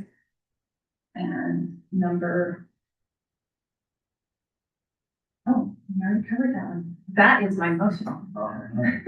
Commissioners, any discussion on that motion before I ask for a second? Yeah, I have just one question for Commissioner Wickern. With just the architectural design, not liking what was proposed, how different is that from what we have in our our form-based? Yes, thank you. Form-based, we have one that is modern if you'd like to go more modern, but it does include more elements that are a little more natural looking, so it fits more, and Charlie developed them, but there are images and ideas on that. Yeah, I think the key point of adding that is inducing additional flexibility for design styling, not necessarily saying you can't do that particular style. If it is saying don't do that particular style, we probably need to sharpen the motion a little bit, because I do think it may be possible the existing style would fit one of the styles. So I haven't done a full analysis, so I can't promise that, but I think it's likely. I just question that because that's one of the things that they get compliments on with this development is. They like the way it Yeah, is. and I'm not saying that it would be fitting for out there, but it is one of the things that they like because key aspects of it. I think it'll be hard to limit it more than what we're doing in our form-based code, so I guess the developer could consider other options and take into account maybe the surrounding area a little bit, but I don't know that I'm prepared to limit it more. I wasn't wanting to. No, I no, was no. just wondering why Right, they're right. excluding it, so. Okay, so do we have discussion? Is that the way that we're? I'm good. I want some discussion, yeah. Go ahead. I think we ought to allow maybe an in-between on the lots and keep in mind affordability. Bruce can be buying those homes. And if we go somewhere in the middle, I think it keeps everybody happy. And maybe with the variance, like you like, sir, so some of them are larger, I like that too. And I think it'd be a good marketing concept, and then some of the smaller. And I don't know how small we can go, but we'd have to have staff on that, maybe a 60-footer in some areas, and then 85 to 95 in some other areas. I think the proposed frontage is even 85, 90. Yeah, it's so, 15. there is a variety, if the request is trying to make sure that there's enough leeway for a variety of frontages. Smallest that our, code by standard goes is 60-foot width, 60-foot frontage. But we have, through development agreement on other projects that are more comprehensively planned, allowed that to go as low as 40. So you could do that. You may want to say not all of them at 40, but some of them can be as low as 40 as long as they average out to whatever you want that average to be.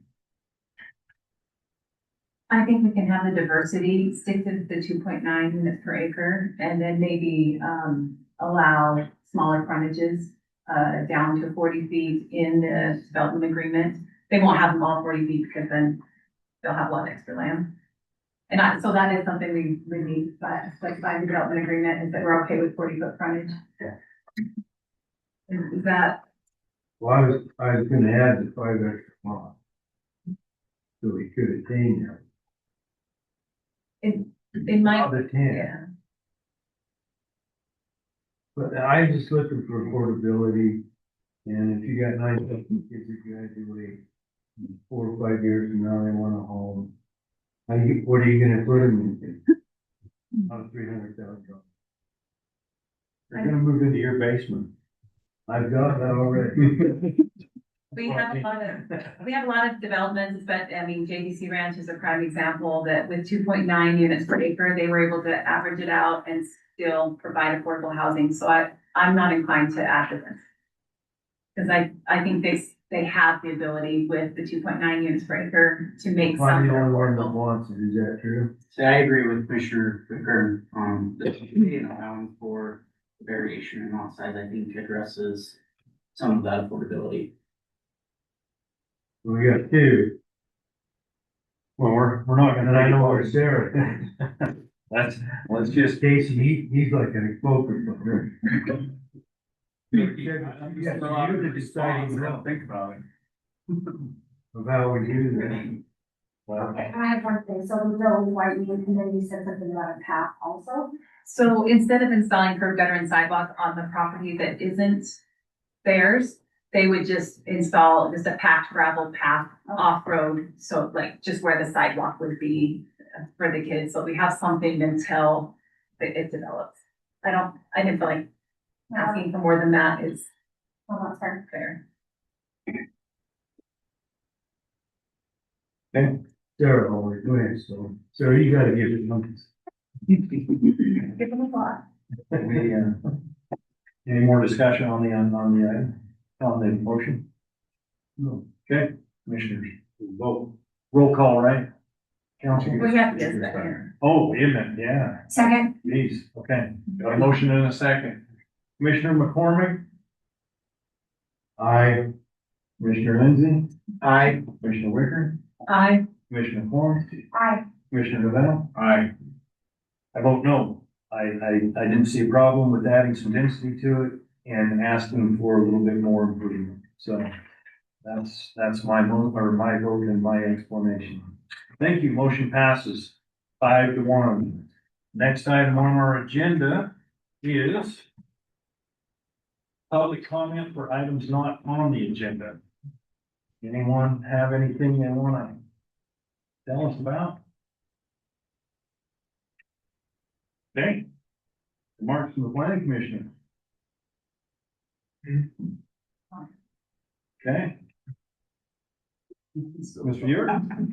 Nothing from me today. Okay. Liam? No, sir. Okay.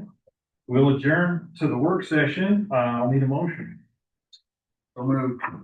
Second. All in favor? Aye. We'll meet in the back for the work session.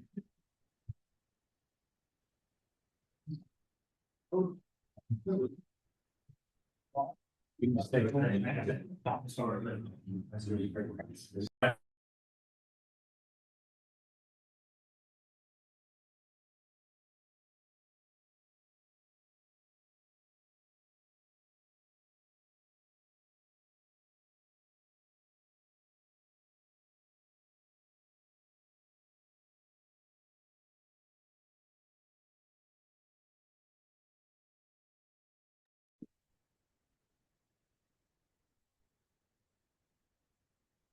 How you doing, Marta? Good, how are you? Good.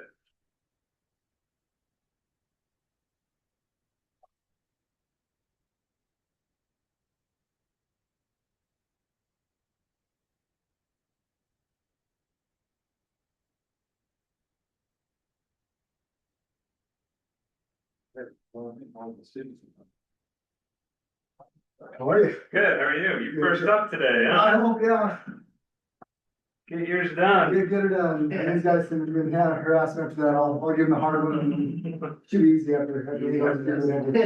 Whatever you want. Exhausted after that one. Yeah. What was the whole comment? That's what it's about, that one. How long have you been at the county now? 5 years, 5 years? yeah. Yeah. Yep, so I've seen you in here a number of Yeah, times. yeah. Yep, it's been a few, hasn't it? Well, I apologize. No, that's good. I wish there was somebody there looking at me that we could do that. It's always good to, you know, as far as developers go, there are those, honestly, to be honest here, you know, they come up and make everybody cringe because they're fighting and they're adversary and they litigious in a way. Yeah. You've never been that way. No. So. I try to find out, like, I'm already, I actually go to the commission, this whole thing was done with Charlie's input, you know, whatnot, because I wanna have a cohesive, you know, that fighting gets hard after a while, you do that. It for so long, does. and- Yep. And it wears you out, and if you wanna do anything in the future, all they remember is how hard you work. Mm-hmm. And I work with them, Exactly right. and then it seems like on those little details that you have, you can work through them, if you've been good before, they know that you're. And so you get a lot more cooperation. You establish a reputation. Yes, just work on cooperation, and like I said, I fought back a little bit with Gary on 10-foot sidewalks, so that was a landing strip, not a sidewalk, but that's about the one thing I really like, that when I was in there, and I'm usually pretty easy going, like, tell me what you like, what you don't like, and Yep. we can make it work. So, I said have to move in here rather than stay where we were. let's give a round table. Have dinner over there. Oh, God, no wonder I can smell it. Yeah. And this is a little bit more informal. Easier to talk, yeah. Yeah, that was Well, great. they come up to the table, just kind of. It works.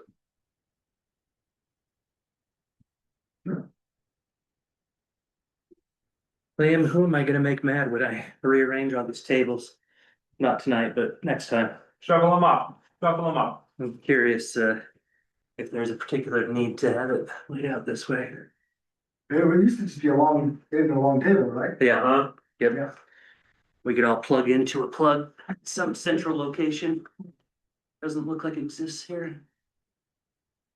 Have these guys been briefed at all on my project, or am I starting from scratch with them?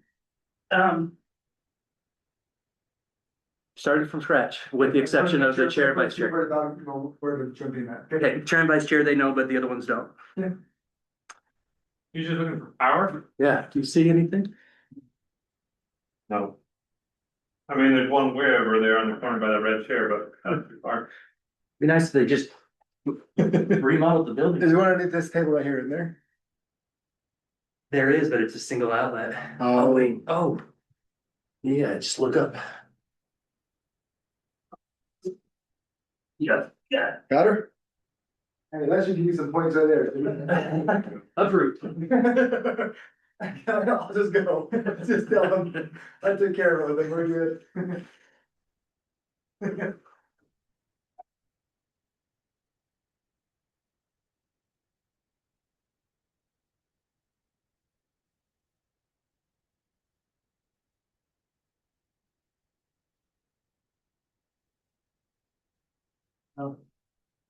After the years of working up in the valley. I just done the planning commission meetings with a little bit of a guard, and you're like, this is the night to get beat up again. Right.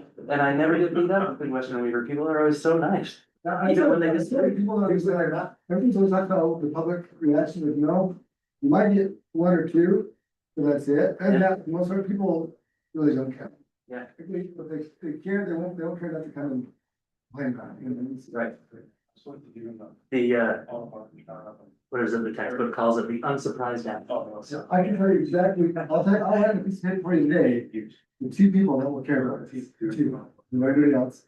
Fine. Maybe, yeah, so see that would come and say, everybody, everybody, you know, that, nobody likes growth, that's just, I mean, the whole, everybody hates it. Why did you know that? Oh, you're out there, from our area? No? Yeah.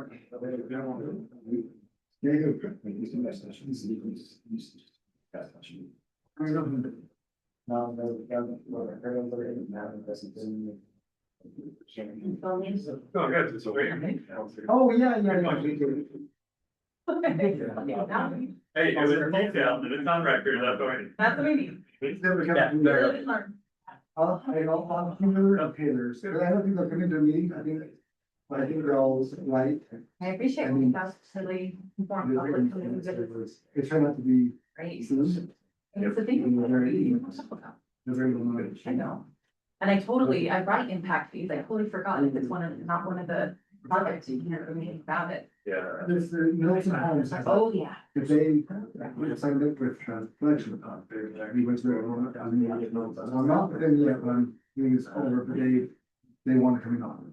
I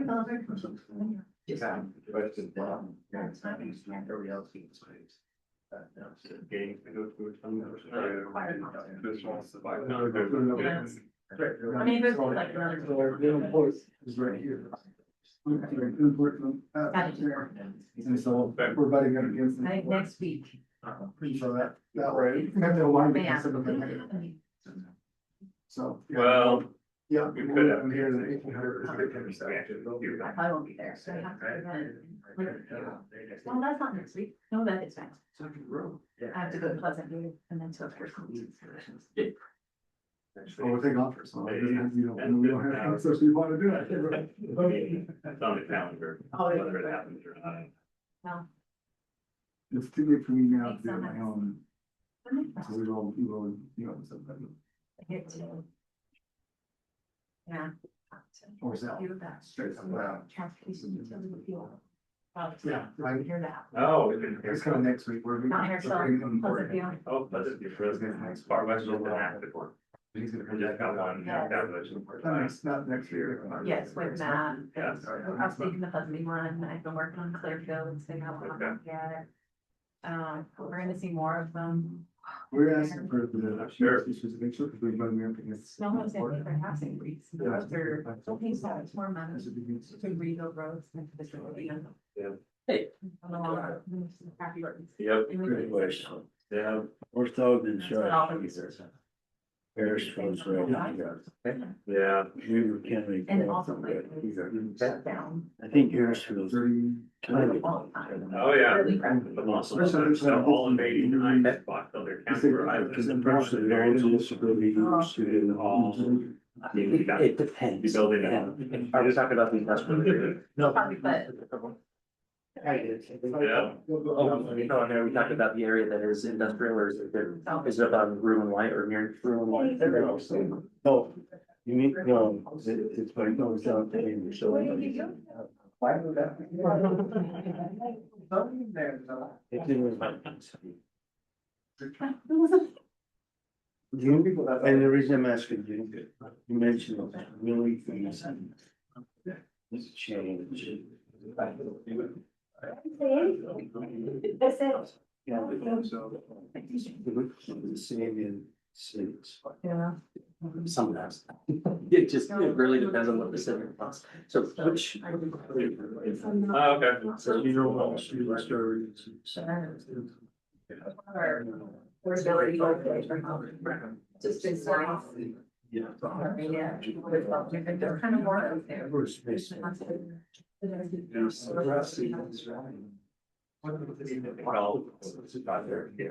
Okay. Okay. So. Like. Kyle, did you have any? Yeah, it's. Yeah. Sound. I just know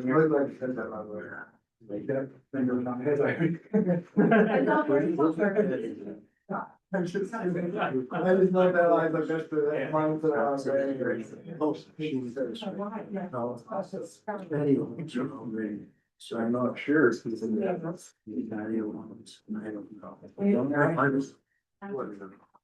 Might be in They the. did get extra bonus density, but I think it's, I don't know that it average, so be much different. This is gonna be in the subject declaration area. Oh, okay. One or state law says, or, sorry. There's, state law says that And that's. annexation or areas, so basically it's just a plan for. That's what we. They can't conflict with each other, there's no penalty if they conflict. And I've already noticed that North Ogden, Pleasant View, Harrisville, Far West, each areas that overlap with each other, because they all want the industrial area. So they're all competing for it. There's no penalty for having it overlap.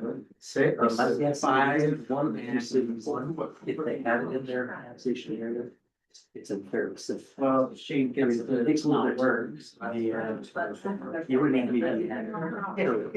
It's fine. And it's, you'd have. All right. So, you know, we ready?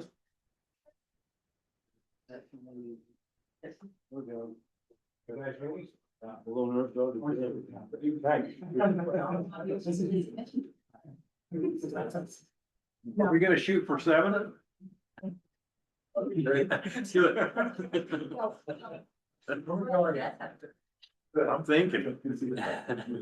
I'm thinking as soon as this soup is all the way in. That's the hourglass timer. It's the soup.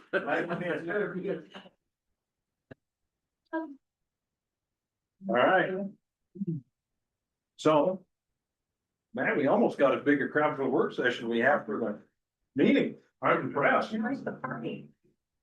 All right. They heard how excited. And some of the usuals, a few usuals.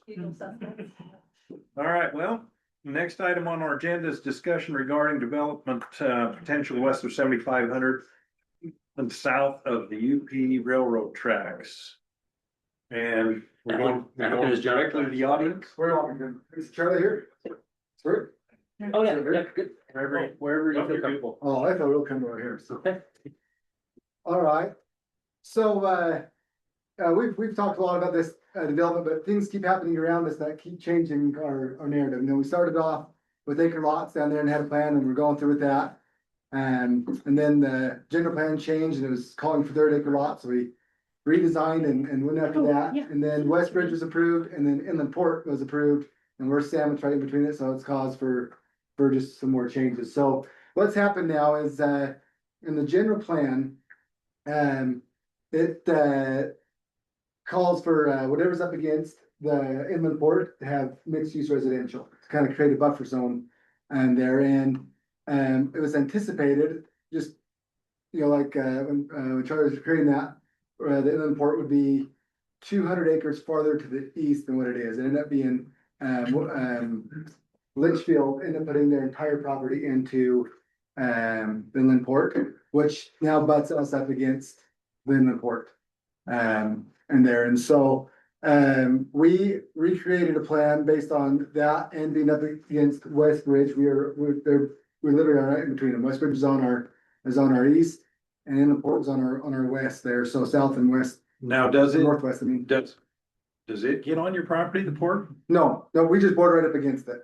And so. Charlie, can we see that, please? Yeah. So we are doing the PID right now. I'm with Little Mountain Sewer. I'm the chair of Little Mountain Sewer, just so you guys know too. So we're working on the PID right now, for the sewer and to bring a bridge, to put a bridge over 8,300 west. So if you guys remember, we had egress issues, and that didn't, that we needed to fix. So we had an egress out of there besides just 7,500 west.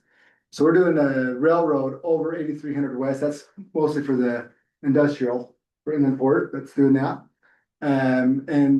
So we've kind of redesigned our kind of fit the market that's going to be for that area now, knowing what we know with Inland Port and West Bridge.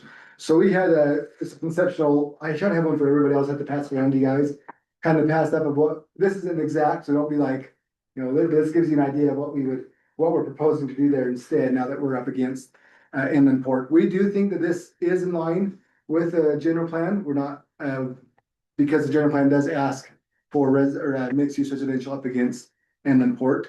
So that's what we proposed to the commissioners. We had 2 commissioners that were favorable towards it, but wanted us to get your guys' input from it as well, which we were gonna plan on doing regardless. We want your input and whatnot. One of the other things that this does is, we've been in those water meetings here at the county, you've been to a lot of them. This will save 55%, water and secondary use as well. So this will be a much lower use of water, better use of resources. Good open space. It'll be in line, the trails, the roads, and everything will be in line with Westbridge's development as well. So we will line up everything with what they're doing, so it's all kind of cohesive. We're up against 1800 South, part of that PID. We'll connect 9th South to 7500 West, is what that PID's gonna do. And then we'll butt up against 1800 South it'll be on our north border. And then so for your best egress, what are you gonna do with that? Because I know there's a bridge on 8300, but That what is- gets you from 75 down to 83? The 1800 South, so that's gonna connect, do you want me to walk up there and show it? Yeah. Yeah.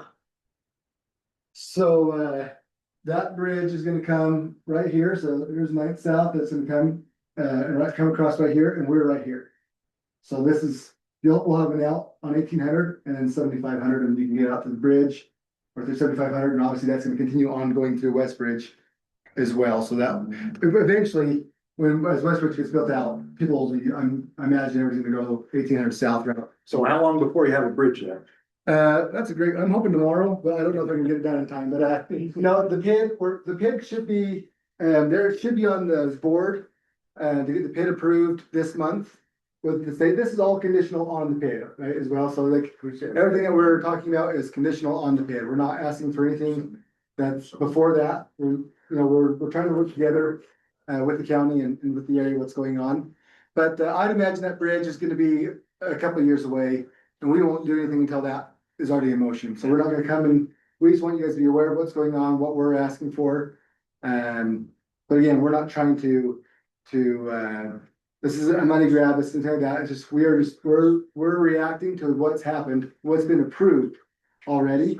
And just what now fits. This plan fits better than. I didn't see on there, and maybe you had it there, what's the total acreage and what's the density you're proposing? 6. It is Yeah. 6. Yep, it's 6, it's 95 acres, that shows 624, so it might be a little bit above it. Another thing is, we were talking like with Nielsen Homes is taking a part in the Westbridge project. They're 10-1, and he's like, we aren't gonna build 10-1. It's like throughout the entire top, like there's just a ton of density that we wouldn't build that much. So they were saying that, they'd come in and kind of talk about how that can be spread out a little bit, with our piece as well, that 10-1, so. With some of the things that they're doing. And what size, it looks like all of those single family lots, what size are those? So they're mixed use, so you're gonna have, they're gonna hear down to, townhomes, townhome size there, so. I didn't see the 3rd acre, I just saw the one. The outside, all that outside is 30. Oh, so the ones on the inside, those single family lots? Yeah. Those smaller ones, what This is- are those dimensions or acreage? I have to look at my sheet to be exact, but they are smaller, probably Oh, yeah. 0.15, 0.16, they're, So like 5,000? yes, square those, yeah, Lot, something like yeah, that? something like that. And I'll get a better, this just kind of shows you a general plan. Sorry. We'll get better Yeah, I'm with it. square footages and everything tied to that. We just want to show you an idea. Getting your feedback, I will go and we'll rework it to fit your guys' feedback and whatnot. They're gonna come down this 1800. Yeah, Extend this down and So, whatever. so that's where we're at. It's a huge change in the water. It fits the marketing, the market, what's going on fits much better. It falls in line, and Charlie will speak to this, but in our belief, it does fall in line with the general plan because it does call for mixed use. What happened was, this was anticipated right here.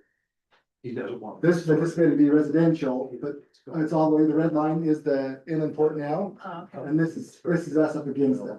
So we had a little spec, so now it's, now we're up against inland port all the way. Plus, this is the main road, main vein that's leading out. A lot of traffic's gonna be coming out of there. That's what's gonna connect most likely to what we think is gonna be. So that'll be a main road. So that density up against the main road kind of fits with what with our planning that we talked about in the general plan. So just so you know. So that's the idea there, and we just wanted to get your input on that.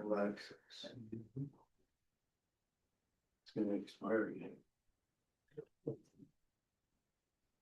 Sorry, did you need So- this again? You're not asking for anything as far as bill goes for possibly, are you even asking to put this in a meeting for a hearing? Not yet, we're Or bringing do up you to you want- guys, we just want you to know this is coming down the line for a rezone to the mixed use residential for a project like this. I want your input, so that we can Okay. plan it together and plan it right, I don't wanna just, I don't wanna be the one that just tries to shove it down your guys' and start like, hey, this is our plan. You know, I want input, and That's what Sarah does. Sarah, yeah. I'm scared of Sarah, I don't want her to yell at me in the meeting, so I want her to yell at me right now and then. Oh. You don't Yeah. you don't have to be in a meeting for it. I know, I like her kids. I get excited, but I don't, yeah. No, I was just. Nicely offended either, so we're. Okay, good. But that's just, it really is just for input, so we can plan it. This is a conceptual idea. And we will rework it. It does have, like, it needs more roads put into connect 1800 that's not in there, that planning's brought up. So we'll have a lot of changes to it that will affect the density and everything like that. This really is just to give you guys an idea of what we wanna do there based on what's happened and has already been approved. Who's planning on doing 1800? We're gonna bring it all the way, the inland port, I should say the PID will bring it all the way to 75. And then from there, I'm sure Westbridge will take it from 75 and run it across, all the way across the bridge, crossing the river and whatnot as well. Connecting the legacy and Going east is what he's. going east, yeah. We'll bring it to 75, but the PID that we're working on, that we're tied to, that we're gonna be conditional upon for this, that we're tying our project to. Maybe Is, on 75. that north part of your piece, instead of having the road loop around, you could direct it into the 1800 from there. Yeah, and that That way we, you got- that's it, so that's what the planning had us do. So that's what I'm saying, this will have a lot of changes.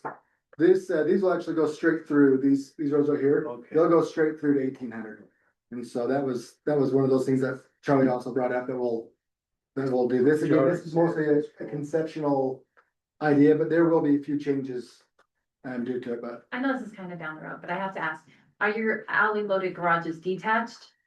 no. So there won't be, And again, we don't have a necessarily plan for that, we can plan that however we need to, but as of right now, I don't have a plan for that. You know, my first swing at this is, and I appreciate you're trying to give us a heads up on it. But something that's got that many variables tied to it, that's that far down the road. For me, you're way out in front of what you wanna do here, and good on you, you know, but I think for me, as a planning commissioner. I'm not there yet because we don't know what's gonna happen with the PID, with the infrastructure, any of the infrastructure for that matter, for the inland port. Granted, you know, we've got some rezoned property right across the street from you on 7500. But at the same time, you're kind of counting on some other steps to happen first. PID, most importantly, the PID, which, like I said, we're going before the board this month, Right. so it's not as far down the road as Okay. we think. We're just trying to make sure that we're positioning it in a way that, so we, he knows how long it takes us. yeah, timing is everything, so it's just a matter of, Oh. today is to let you kind of know to get input as far as the density goes, how it works with the general plan, I guess, is that right, what the commissioners want? And we'll keep working on our things, everything takes time, now we gotta go back to Eric, you know, to our planner there and make some changes there, and then we'll show it again. And we'll just keep working through it until it's a project that everybody feels good about, we're not trying to, again, we're not trying to tell you this is the density that we have to have or anything like that, but this is the idea of what we want and what will be coming before you as far as the zone change and why we are asking for that zone change.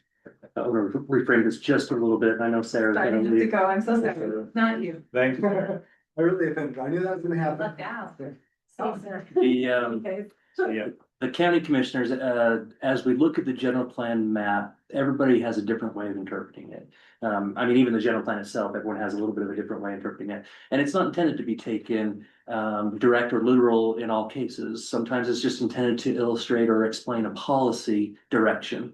But some other people look at it as literal and direct application. So they like the crisp lines on the map. They like to think that those lines tell us what should happen on that property and what shouldn't happen on that property, and whether we should or should not rezone in the future. The challenge here is that the port boundaries were established after the general plan map was created.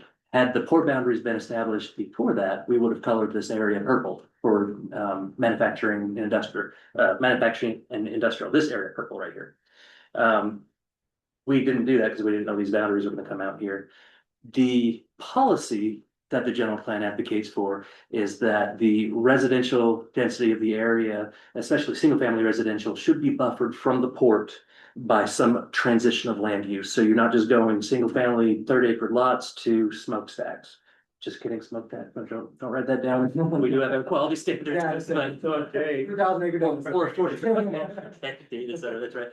So the policy is maybe the mixed commercial, which is the magenta, or the mixed residential, which is the orange, that is right up against the port and that future 8300 West highway. Maybe this is actually intended to be here now because the port has essentially changed where the manufacturing boundaries are. The other thing is we don't want, even if our general plan says now this should be residential, we don't want it to be residential because it is under the jurisdiction of a different taxing entity that gets 75% of the tax base. So all of the municipal services that are money that's going to be required to plow those roads and maintain, we're only going to get 25% on the dollar on that. So we definitely want the port to be responsible for operation and maintenance of infrastructure. That's not to say that if we put residential in the port authority won't provide that maintenance. It's just the port isn't set up for operation and maintenance of residential neighborhoods. They're set up to favor operations and maintenance of transportation, right? Commercial oriented transportation. So if you get a bad actor in the port, not now, the port's really great right now, but if you ever get poor leadership in the port, they're going to let up those residential roads go to pot holes, and while they're sponsoring, high-end transportation methods on other streets. Before you leave there, show us where the property is on this one. So here's 1800. So John's property is down in this area, generally speaking. Okay. And so what John is asking the county commissioners, and what the county commissioners are asking of you guys, just an informal prompt of whether or not this is flexible, whether or not these colors here should probably wrap maybe around these here. And if it does wrap here and the purple move out to those boundaries, are there implications that we need to further address before we solidify any kind of a rezone doing that? So there's a couple things going on. We know that the commissioners have asked us to open the general plan as it relates to the area between 4700 West and the river south of the tracks. We did 2 years ago north of the tracks. Now they want us to do south of the tracks because when we first did the plan, we showed just a lot of open space in that area, and there are landowners who are asking development questions, and so the commissioners want to get ahead of that and actually put together a good community plan so that we know what to tell developers when they come asking. They wanted to stay east of the river at the time. The commissioners did at the time. So if we want to interpret the map fairly literally with these lines being a little bit more crisp, then this rezone that John's asking for probably wouldn't be supported by this map, by this general plan. Which would mean maybe if we want to approve it, we maybe need to change the general plan.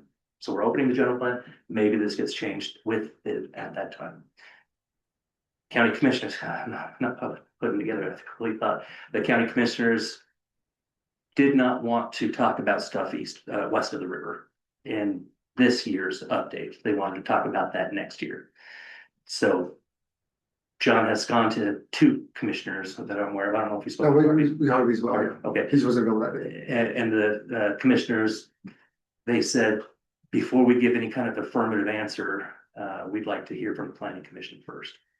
Is this fuzzy lines where we could do a rezone based off of the policy and the principle of the thing? Or are these a little bit more crisp lines? And there's not a right or wrong answer. I look at them a little bit more fuzzy, but I know Rick, if he were here, he'd tell you he sees them a little bit more crisp. With the ports expanding, I think it's safe. So when we do update the general plan, whether that's this year to include this project or next year, we do need to address the port boundaries differently. Sarah's not here, so we'll never know. So I do agree, when we do make that adjustment, we do need to color everything that's in the port, and let me zoom out so you guys can see the port. We need to color everything in the port manufacturing. There's still a number of questions. I know up on the Marriott property, the Marriotts are planning on doing residential neighborhoods. I wasn't aware until the very last minute that any part of the Marriott property was going into the port. And I don't think the Marriotts were aware that this was gonna, including this part of their property in the port, would complicate their ability to get residential. So there are things that do need to be adjusted. That's the shorter story. Do you want to interpret the map today as if those adjustments have happened because it meets the principle of the thing? Or do you interpret the map today as, you know, these are pretty solid lines. We don't want to read them as adjusting. For example, we all know these are not survey level accurate lines, but you know, we could probably pick out features on the ground and we know that this line is not here, but maybe it's actually, you know, here or something like that.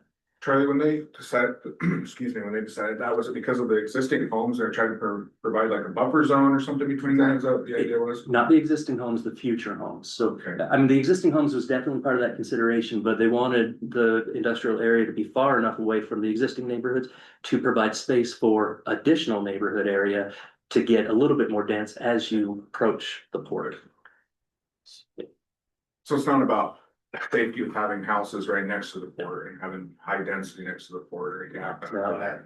Because of the environmental standards that both the state and federal have, I don't think there's limited circumstances, maybe traffic, in which uses in the port are gonna pose a safety threat to residential that's right next door. So would it be fair to say we're being required to open the general plan anyways? That's gonna require input from the public. Do we just wait and see what the public says before I don't feel like it should be our decision here. I think it should be the community that it affects the most out there. So give them that opportunity to come and discuss things and say things. And we haven't designed the community input process for this year's general plan update just yet. Where we're working with a kind of a limited area and a limited number of landowners to try and make adjustments between 4,700 and the river. We can go a couple of ways. We can do like we did with the Black Pine project to the north, and they went out and they talked to the community. They had open houses. They addressed the concerns of the community. The county didn't actually do that. We just held hearings when it was time to make the decision. Do we want to do that because it's a relatively easy and contained area? The further out we go, it gets a little bit less contained and might affect more people, which may mean we need to draw more people into Well, that's what I was thinking. process. It's just the way that we've done it is with having a public hearing, saying we're changing the general plan, let them come and speak, and then we make decisions like this. That's what I meant, not having extra meetings just for that perspective, but. I do. But I don't even know, I'm not saying that's what I think we have to do. It's just a consideration. In relationship to that property, where's that, western zirconium out there? It's quite a bit to the west. Quite a ways? Yeah. West and north. The blue, isn't it? Blue squares. Yeah, those are the ponds. Yeah, that's, yeah, where his, I think it was before, yeah, up there at the top. Oh, okay, a little bit further north too. Northwest. They're on the north side of the Cool, track, yeah. they're on the north side of the tracks and quite a ways west. Right. You know where we are. So my sense was the commissioners didn't want to give John any warm fuzzies if you guys were really not in favor of looking at it this way. I don't have any problem with the density. I get that second egress. But a lot of that depends on what the pit's been doing. I don't where. even know who they are. We're tied to that. What are 100%. the state? Is it? The port? Yeah. It's its own taxing authority that was set up by the state and agreed to by the county. Weaver County? Weaver County, yeah, and the way that they're funded is they get 75% of the property tax base of all property taxes, school, Everything county. they do in there. And that money goes into their ability to fund public investments that draw business and jobs. and So money. do they get the money right now from zirconium and from GSL or Uh, whatever they call it. So most of They're outside. that is outside of the PID boundaries. They were not included inside. They didn't volunteer for their taxes to be changed by a different taxing authority for what some reason. Probably were worried it would go up. So, Happy with who represented them. So what's the square at the top? that's outside. That's a landowner owns property up in there, and that square might not line up perfectly with parcels. I think it's supposed to be that square here, owned by. Yeah, Wayman's. Wayman's either didn't want to be a part of it or, didn't come to the table for whatever reason to talk about it. So they're excluded. There's another. Actually, there's another exclusion somewhere in here that my map is missing. And then we got a cool little island over here that is the pieces of property.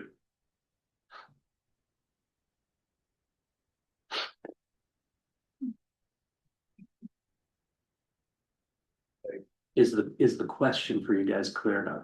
Not really. No. I mean, as far as I'm concerned, if I do get your question, it's, do we want to move the magenta out so that it acts as the boundary? The way that we intended it, where M1 started in the general plan, current general plan. I was gonna say old, but not old, the latest general plan. If that's what we intended to do and that's what the public was informed about when we did this then, I feel like that's probably what we should do now. Yeah, and you know, it keeps everything parallel. The challenges is as we were going through the general plan process, the majority of that industrial area was represented as being west of 8300 West and not coming to the east. Right. But when the boundaries were actually created, the boundaries were created by willing landowners in the area. It's the same landowner that owns that whole 900 acres right there. He was always under the impression that it was always under gonna be industrial. And so that's why it has a little jog. Most of it would have stayed at 8300, but he owns all that, all the way, the whole entire rectangle piece there. And that is the exact question. So we're just saying, if we were to come before you guys with a zone change, let's say the PID goes through, okay, we're not doing that until the PID starts moving. And that you guys are aware of why we're asking what we're asking and how we believe it is conforming to the general plan. So we just want you to be aware of unless you said, hey, we don't see that way, or hey, that density does not work. You know, like that's what we're here to kind of get some input from you guys and whatnot. So, Well, you know, I just sat through a public hearing and the density didn't work for homes that were single family. So, okay, we're gonna create some affordable attainable possibly with this, possibly not. There's a lot of conjecture about that. And I think that actually the higher density was in a better spot on the property that we just went through the public hearing about than it is here. So I guess I'm a little bit confused as to what everybody's feeling as far as the planning commission is concerned. And we may not get there tonight and probably won't, but I really think that we need to take a hard look at how far away we're getting from the core of the infrastructure that we have with the zoning. We're gonna John, don't take offense to this. This is discussion. yeah, absolutely. You and I've had plenty of frank discussions before. Yeah.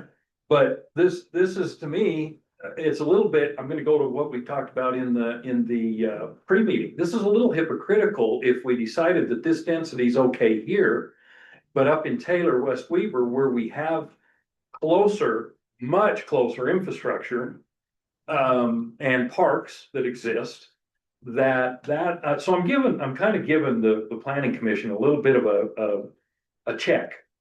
What are we doing? Because to me, it just appears that we're willing to go out here. That's 4 or 5 miles west of 4700. And we're willing to possibly or potentially give up some higher density here, but up in the area where we should be putting the density between 3500 west or 1900 west for that matter, but it's not our jurisdiction.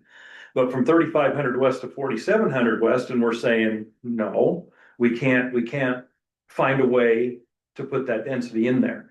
Charlie, sanity check, I'm not trying to put you on the spot, but You're tell me asking- what you're thinking, because You're asking. that's what I'm thinking. That's agree what I with heard you. tonight. I agree with you actually on that as well. I actually thought you guys should have given that density with them on that, but because of the ones that they had, but I also want to bring up that we are next to Westbridge, which is 10-1 as well. So Right. we're not asking for a Agreed. density, we're Agreed. not asking for a density that's way out of whack with the area. Agreed. We're actually lower density than just to the, bordering to the east of us. So Yeah. only because of those situations, I wouldn't, my farm, I think 3rd acre, the 2.9 works great where I'm at, because around me, that's just what it is. The only reason I came with this plan on this piece was, actually, I had this all designed, it just doesn't work anymore with what's already been approved, not what might be approved or what might come down. This is what has already come through and approved and done. Right. And that's in the port and Westbridge, and we're just caught in between, but I agree. If you would ask me out there as it sits today, I wouldn't be coming up with this plan Right. on its own, but Right. because of what's happened, that's what's generated the And we're- necessity for. And I get that, and we're not as far along in the process, we're not in public hearing right now Right. with this property. Right, I'm just kind of sanity checking everybody in the room and saying, hey, if we're gonna be looking at density, where are we gonna put this density? Now, we've already approved 10 units, probably 10 units plus, or between 9 and 10 units on Westbridge.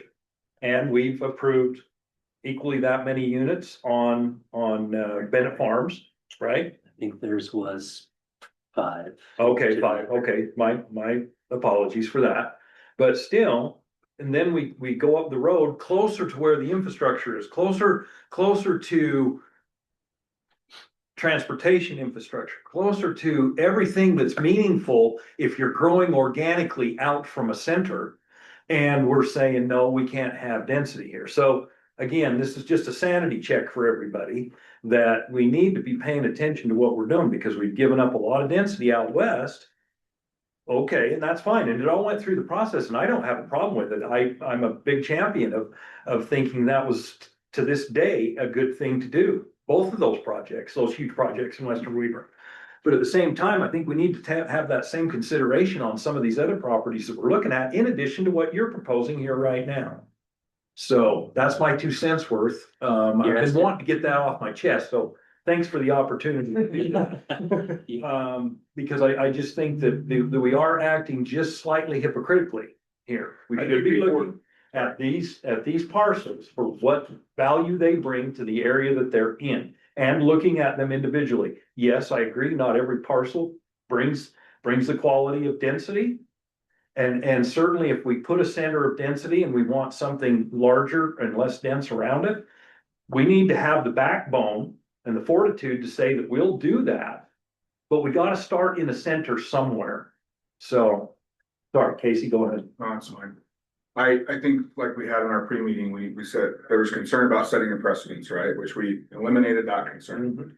But you brought up the point of the center, and this one that we just approved earlier being closer to the center. We really don't know where the center is gonna be. We're gonna have Legacy coming through there. The center could be right where John's place is. It's gonna change. So I don't feel like it's completely hypocritical to be considering them on an individual basis. I think we should still be doing that without the worry of setting a precedence. I think we should be cautious in that, in everything that we do, and make sure that it is the appropriate changes for that area. I think it's easier, less NIMBYs.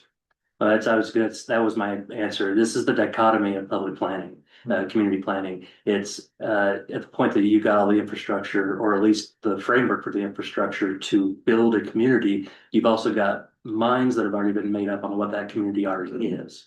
And so it's hard for them to change what they think that community is from outside of what they already bought. They bought into that community, most of them, based on what it looks like now. So every time a farm field turns over to density, it just feels like a slap in the face by the government. You guys know the term NIMBY. Do you know the term banana? No. So something that I'm proud of the planning commission is I haven't heard any kind of banana comments. Banana is build absolutely nothing anywhere near anything. Well, you're talking, I'm not gonna say it out loud. lot of bananas in the place you're not gonna say out loud. So I'm glad we're having the Say conversation. that about again, A lot of bananas in the place that you're so not saying. say what it was. Oh, build absolutely nothing anywhere near anything. Well, and Is that John, in the book somewhere, did you just make that up? I heard it You from made somebody, it I up. heard it from somebody else. I'm not that smart, not that clever. Well, and what we want to remember, so I'm gonna get back to the point, just to explain myself just a little bit more. We've got a lot of buildup in the Taylor West Weaver area. On these projects that we've approved, these two big projects. Yes, they're respectable projects. Again, I'd push them through the same way that I'd feel the same way going through the process with them as I did the first time and the only time we did it. What I am saying is we're seeing a lot of build in these areas up where I'm talking about, and that's what I mean by that's kind of more the center. We haven't seen a bucket go in the ground on either one of those two projects on Westbridge or on Bennett Farms. So what I'm saying is we're seeing a lot of build up in the area that we were talking about in our public hearing. And we haven't seen one bit of build go on out there yet. I'm not saying that it's not going to, but there's a significant amount of infrastructure that has to be put in, especially for the Westbridge project, before anything can happen.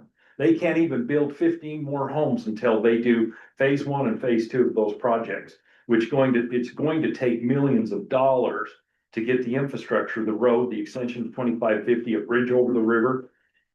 You're a long ways out on that. You're much closer to having vertical build up in the Taylor West Weaver area than you are down on the Westbridge property, because of the fact that there's so much infrastructure that has to go in, so much investment has to go in out there. You're gonna not see that for a while. So that's what I mean by that. I hope that explains better where my point is coming from. I don't know if it does or not. Hopefully it does. I go back and forth a little bit on the dichotomy. You probably heard me advocate in both directions. I know when we started out with the general plan, the advocation was certainly to induce density in the areas where sewer and roads and water already existed. If you remember, Center out. yeah, if you remember the first maps we came out with, the only areas that were colored for residential was within 300 feet of an existing sewer line. So we knew that they were connecting. We knew that the sewer infrastructure was being planned correctly, being sized correctly, yada, yada. However, the other side of that, the flip of that coin is it actually being planned big enough? Because if we're not planning on development happening outside of that 300-foot buffer around sewer, are we going to actually put the right size lines in? And so it's a little bit, sometimes it's easier to take a big chunk of land and just master plan it for full build out. So we know, developer, you're putting in a 30-inch line there because it's Just in case. there's a really big potential need for that future build out. So I go back and forth between infill and finding those areas out in the greenfield. That's harder in terms of infrastructure, but easier in terms of plant lines. Well, that area right there, so it'd build if the price is right on the homes. Yeah. But the price you're gonna start with the land, and it's gonna start with the size of lots they got. Yeah. So now that I drove the bus clear off the road into the woods and around the woods, I'm gonna bring it back to the road. So commissioners, what comments can you give to Mr. Price on his project so that he could be planning to come and visit us again? Mr. Chairman, can I ask two perhaps more sharpened questions? Just to make sure the question is clear. I want to be able to report it back to Commissioner Bolos and Commissioner Farrar accurately. So question number one, in terms of interpretation of the general plan map, if a rezone was to come in for the property that you're talking about, whether it's for higher density or not, would you interpret this line perhaps meaning it should be wrapped around that line there? Let's stop it there. Because of the 200-acre change? Yeah, because the port has already included all of that, and we meant that there needs to be a buffer at the edge of the port. Well, the planning commission didn't have any control about where the boundaries of the port went. Now we know where they are. Yeah. Did we mean that buffer needs to run along that eastern and southern edge? Or did we mean well, county, we messed up. We put the line in the wrong spot because the map shows something different and the map needs to be changed or the port needs to be changed. So first question is, do you want to be more flexible in how you look at the map? Second question is, if a rezone like this came in, would you want to see the map changed first? Can we change the map on where the port boundaries are? Yes. So that That's the is, port boundaries, right? sorry, we can change this map to reflect the Oh, port yeah. boundaries You can't No, change the port boundaries. but we can't change where the actual boundaries are of the port, of the port. not unilaterally. But they already did Okay. with this 200 acres. Yes, going into, Getting in the port is easy, getting out of the port is very difficult. But didn't you say they added 200 acres there? They just put their entire property, so they add that 200, they just put in 200 more than what was anticipated. So it's already, it's not changed and it doesn't have to be Yeah, changed. it's done. In the port So- boundaries are. I that say land those value are is- floating lines, now that you know where those boundaries are. okay, straw poll on that idea, floating lines, Fuzzy? Fuzzy. Fuzzy? It's fuzzy to me, but I think that if that's where the lines go and where the general plan wanted that buffer around it, I think we probably need to consider that buffer going around it. Okay. Is that the question? Am I answering? That's question number one, yeah. Yeah. Yeah, no, I think we have to consider something changing. I just don't know exactly what. So, okay, so fuzzy lines, maybe the second part of the question is, if this rezone came in before the map was changed for the lines to reflect what the port boundaries are, would you support it? Like, I kind of want to see the whole thing, like where Westbrook, I mean, I just want to see more. Okay. How's that That's for an fair. answer? That's absolutely fair. Because I get where you're irritated about the density of them today, I'm right? not irritated. No, a little. I'm good. Just me. Trust me. But you can see where it makes more It's all sense. right. Because if it's right next to Westbrook and it all kind of jives together, I get where you're coming from, but I just wanna see the whole thing as. But a lot of things have gotta happen in order for it to be like, oh, yeah, thumbs up. That's the part that's really fuzzy for Right. me, is that right there. I'm gonna get your Westbridge. Yeah, we're not, I we're think not we'll see saying after anything yet. price This is goes the, next this is the month. preliminary conversation. As the pit starts coming together, we'll start moving along with the pit.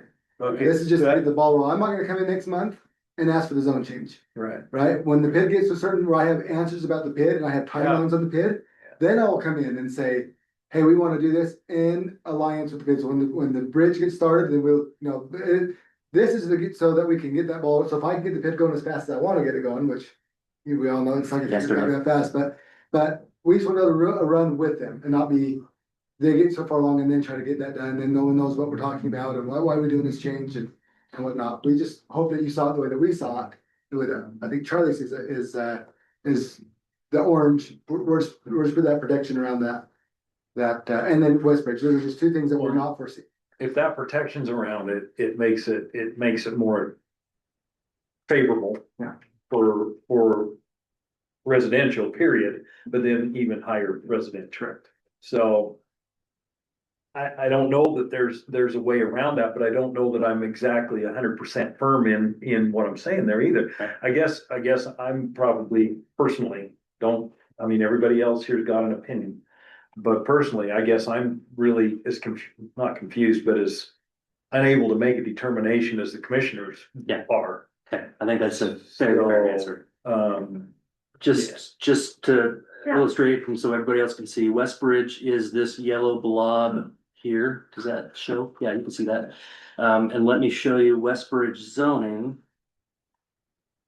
John, while he's doing that, how big is your piece again? 95 acres. Westbridge zoning is the more colorful zoning you see within that yellow area. So Westbridge comes to 7,500. John's property is here. Right. So it is contiguous with it. All right.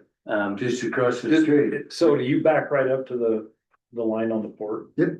So we border the port on our northwest border, Right. and then Westbridge on our east border. Yeah. What type of zoning is that real pale yellow? That would be the equivalent of R115.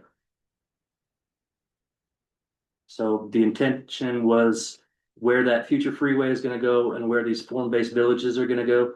those would come in and then buffer out in lesser and lesser density, bigger lots as you get closer to 7,500. One of the concerns that Commissioner Bolos mentioned was, isn't it be kind of weird to ramp down in density just to ramp back up again? She has a good point. The other side of that discussion, that there just hasn't been enough time for everyone to put their thoughts into is, the general plan actually anticipates that and asks for that. Ramp down from the more dense village center of, or frankly, city center, in the future of Westbridge, down to 7,500 and then ramp back up to the port to provide that buffer from residential. However, on the other hand, when we were considering the general plan and this 200, 500 acres, 200 acres, yeah. this 200 acres wasn't part of that. We were thinking about this 200 acres still being the lower density residential. Was there principle and benefit in making sure that there was lower residential, a wider berth of lower residential between that city center and that port boundary? So those are all considerations, and they're individualized considerations that every single one of you made, whether consciously or unconsciously, when we first went through the general plan process and finally adopted it. And so it's not an easy answer. And that's why the commissioners wanted to get your take. They do see the benefit in changing the map this year, potentially, to reflect the port boundaries at least as it relates to south of the railroad. We'll answer the question about the Marriott property when the Marriotts are ready to ask it. They do see the benefit of doing that.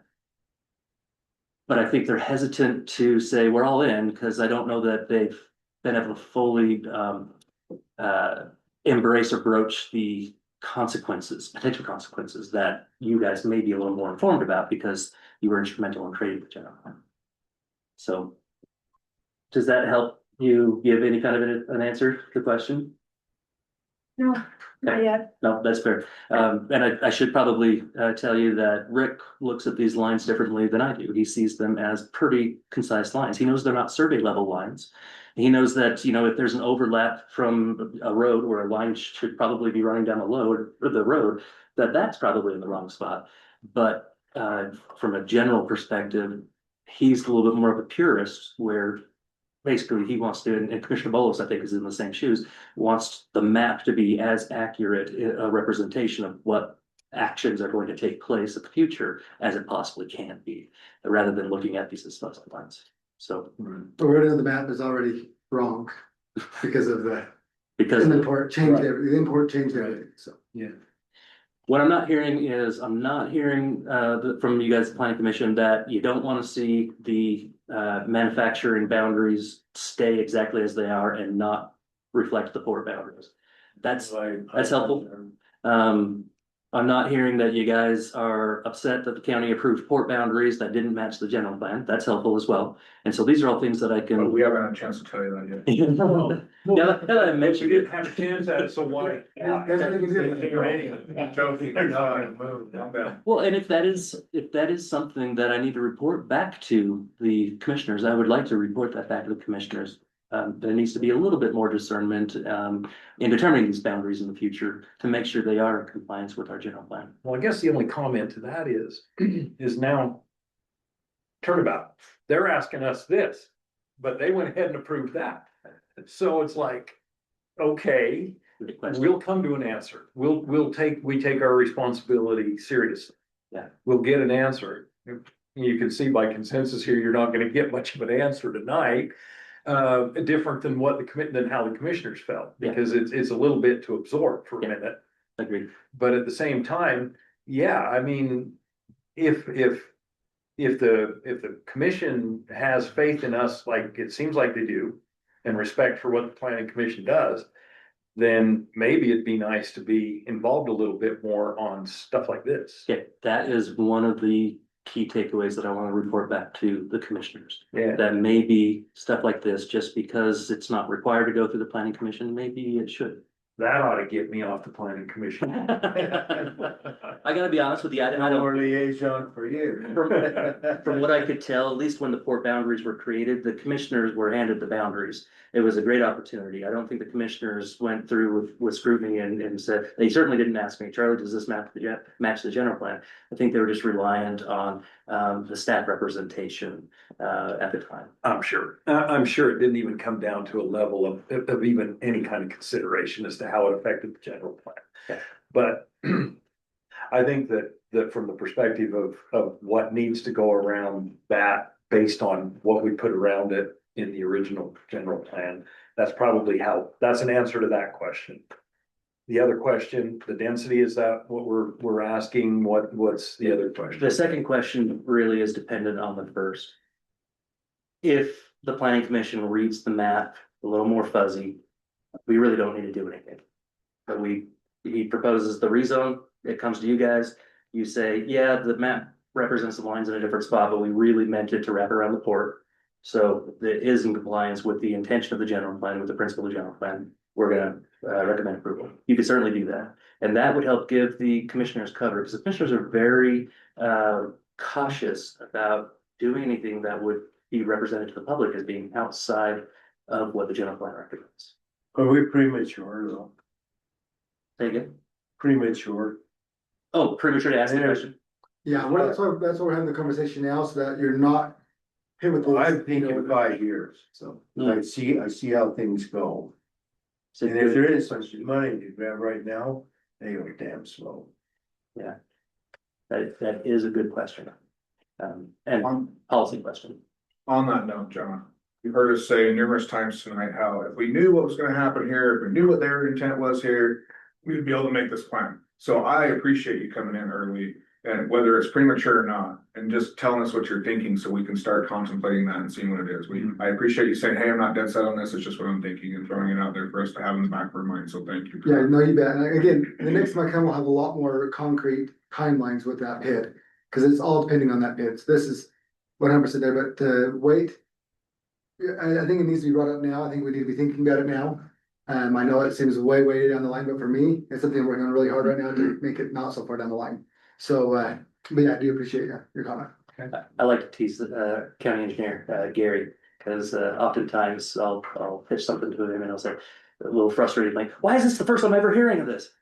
Gary, you have to hear it first time at least once. Let's talk about it for the rest of the times. It doesn't have to be an answer right now. I preach about it all the time about how we don't know, and so.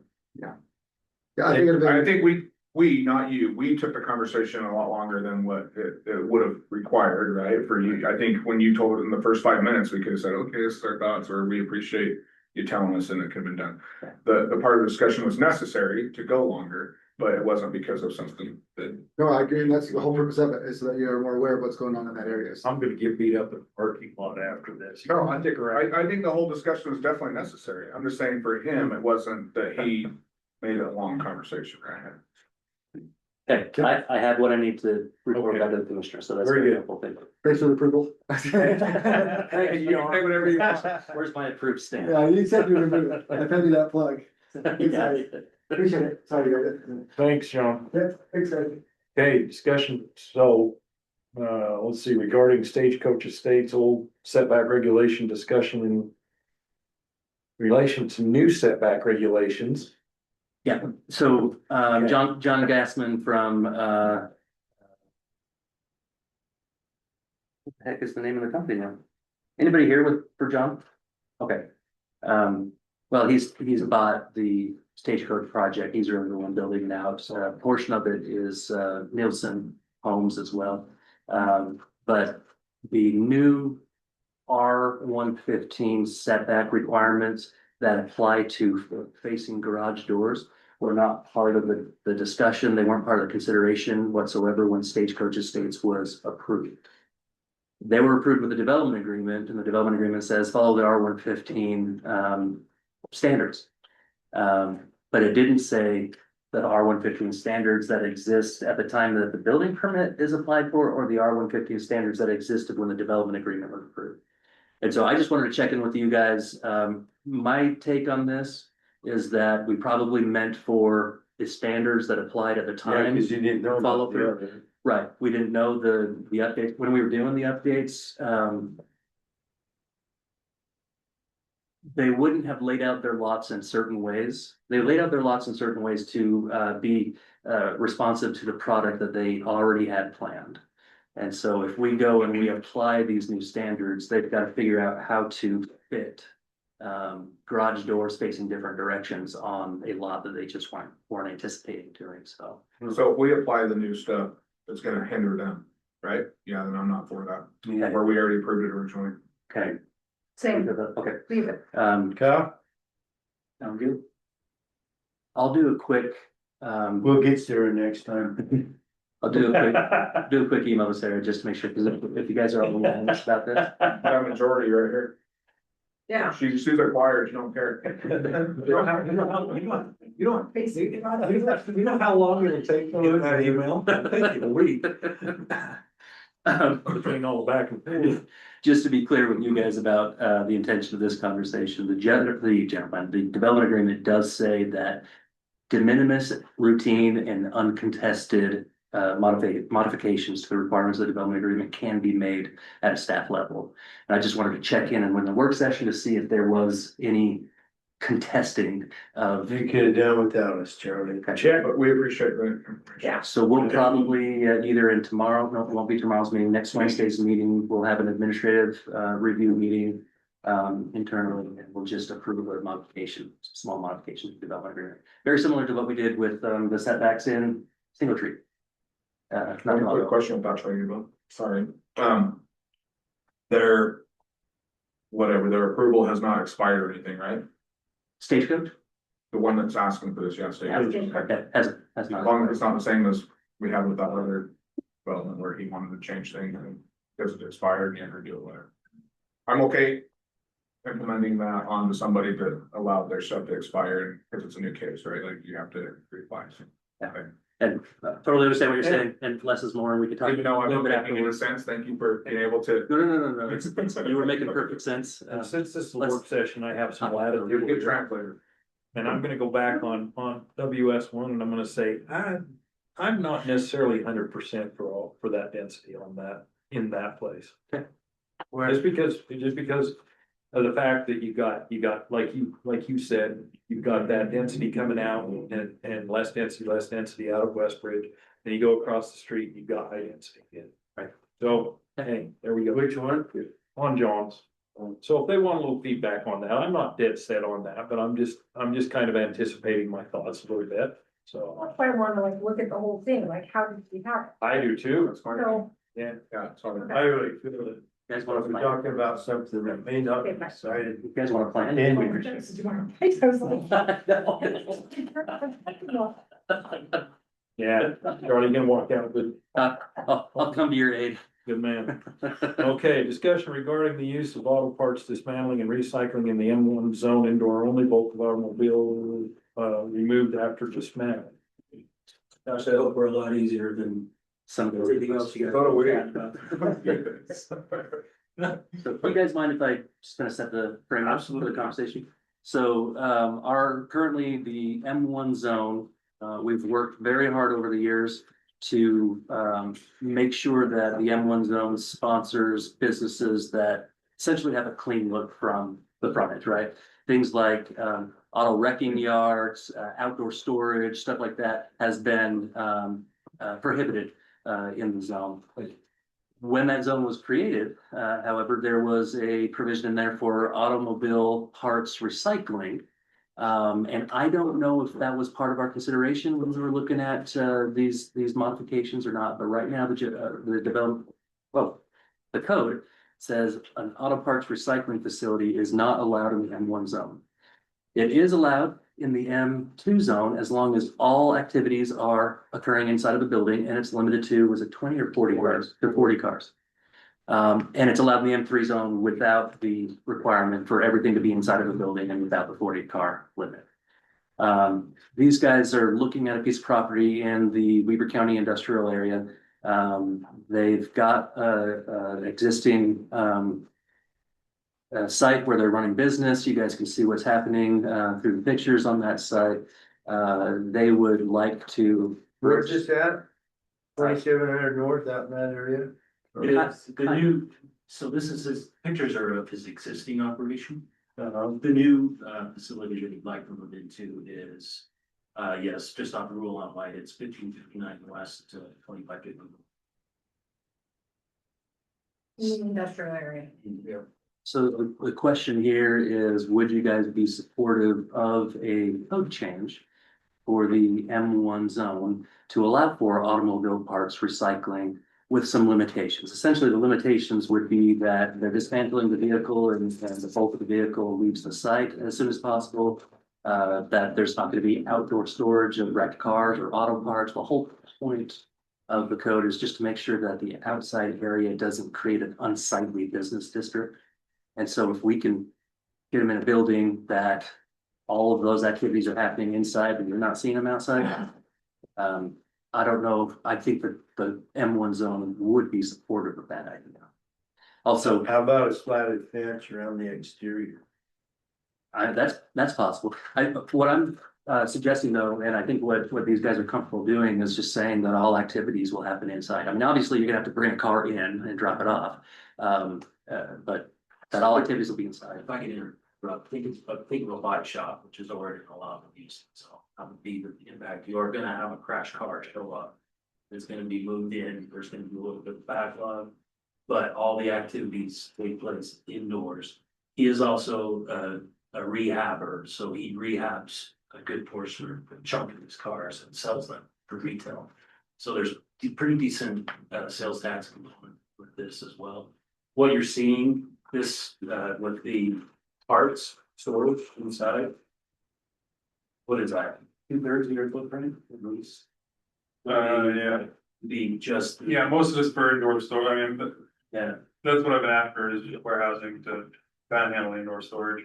I think this model kind of is different from what you might traditionally picture because it's, I mean, I've got thousands of parts that are, available within an hour type of thing versus a traditional pick and pull or junkyard where, they're kind of pulling stuff to order. I don't do that. It's kind of something comes in and it gets processed from start to finish. Inventory, made available online type of deal so that somebody can just go online and order or whatever and gets shipped out the same day. So yeah, the process is, I think, kind of in line with like auto repair, auto body in terms of the functionality of it. Not so much, pick and pull or a car coming in and out for one part type of thing. The operations in the yard, it's not set up like that. I actually completely avoid that because it's just a lot less efficient to, try to pull one part off. My question, Charlie, as far as the code goes, there's something that separates the two from being a pick and part. Yes. Or pick apart compared to what his operation is. There's a very specific definition of what auto parts recycling is. And a very specific definition of what a salvage storage yard is. But the difference is a pick and pull. Pick and pull could fit in salvage and recycling, right? Because they're doing both. But this particular type of use, we don't want salvage. We don't want junkyards in those areas. This particular type of use is not contemplated as being an entirely indoor thing for the animal. So. Say that again, Charlie. It's not contemplated by the code as being an entirely indoor thing. The code basically considers there to be some need for outdoor use. And that's why it's limited to the M2 and the M3 zone. But if we can get them as inside, to salvage the, what do you call it when you're pulling? The breakdown of the vehicle, the recycling of the vehicle, they're taking it apart and putting it in bins and tossing the stuff they can't use. So I would say as long as the stuff that's getting tossed isn't strewn about, leaves the site pretty quickly. The dismantling of the vehicles and wrecked vehicles that are coming in are inside the building or maybe immediately tucked behind out of sight. And everything else that's on site would be otherwise in compliance. We don't really care what happens inside the building, right? And if they're bringing some tax base, our municipal services fund could really help. We'll use some help with that. So I just wanted to make sure if we change the code that it still reflects that to protect what we're thinking he would be doing compared to the salvage yard. Because if you're inside fluids and all those dangerous things like that you have to do something. They're not leaking into the Yeah. river like we've been done for years here, so. If we allowed a salvage operation, just side, not anything related to this conversation. If we allowed a indoor only salvage operation, which that's probably not very feasible, I don't know that I've ever seen one before. Would that be something you guys would consider in the N1 zone? Indoor only, outside meets architectural standards, landscaping standards. Well, that's my reason for the fence. If they fence whatever they're doing, and if it takes a day or two to get where they wanna be, nobody's business. Ask that question again, Charlie. If a salvage business wanted to move into the M1 zone and they were confined to completely indoor, and they found a way to make that work, would you guys support that kind of a use? If, to Casey's point, if everything in the building was conducive to not going in the ground or in the air. Okay. I think I'd consider it, but it'd have to be a fairly large facility. It'd probably be a better operation than what we currently have, right? Yeah. Because right now it is. It's not gonna, Right. cost for. No, I'm asking a hypothetical question because I wanna see where your guys' thought process is on use versus appearance. There's a different way of asking something about form base. Are you okay with the way the form is, and who really cares about the function if it's all inside and it's not overflowing onto the neighbors? That's really the question I'm asking, which will help me. You going into an existing building, Yes, what's the footprint? 8,000 square. It's the old building Peterbilt was in. Oh, East of Associated. okay, Oh, okay. okay. They're also looking at making an offer. They would like to get a little bit of a warm fuzzy before they string the seller along for too long. And so if this is something that you guys have general consensus, I figure we'll get it on a work session, bring it back to you in a public hearing at your next It's not meeting. basically what Peterbilt was doing, working on vehicles there. Yeah. Oh, that's kind of the point that they're making is, what's I the mean, maybe difference? not to the extent of dismantling them as far, but it's still dealing with the same types of chemicals and. Even though you're doing dismantling, I would argue that it's a less impactful use. Many of the already approved uses in the zone. It's a less impactful use than, he doesn't deal with a lot of food, he does deal with some. Vehicles, but it's not like a lube shop, not dealing with, chemicals like a body shop. And there is a lube shop right next to there, basically. I mean, Functionally, it's lower impact than a lube shop would be in terms of the amount of handling of oil and everything like that. I mean, yes, you're removing it, but, it's a lot lower volume, right? We're not doing an oil change every hour. It's a car coming in and again, it's inside, so. I mean, these cars have already been in an accident. They've been towed to a storage facility, and then they've been towed to the Everything auction. already leaked out. Right, that's kind of my argument with a lot of this. I have no issue with it. As long as it's set up so that we don't get, the county doesn't get complaints from the public about nuisance, the way that it looks. That's it. I'm okay with it. Okay, and that I think is the cornerstone of policy. So we'll work on some adjustments over the next month, bring this back for a public hearing. I don't see this being a big change in the code, just a couple of lines getting added. And a N for not permitted being changed to a P for permitted. What do you think, Tammy?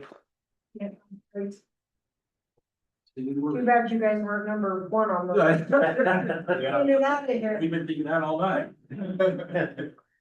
Thank you, guys. We should. Call Charlie earlier. It makes you appreciate it more. Yes, You ma'am. get to see all the crap we get to go For through. the sausage making, right? Yeah, there you go. There you go. Thanks. Appreciate your patience and. You got my contact info and how long it's about. Yes. Oh, I'm sure. Well, that's great. I'll send you over the drafts that I'm working on, so that you can go through and some adjustments. Bring it next time. Yeah. Thanks, guys. Alex, good to thanks with the name and. Yeah. Once we already saw each other face to face and good to see you again. No, we haven't, just on the phone. conversation. Good conversation. Thank you. Appreciate your time. Thank you. Thanks. Hey, last item, discussion regarding a modified FB. I'm assuming form-based zone, man, I should have my glasses, regulating plan for West Weaver Village.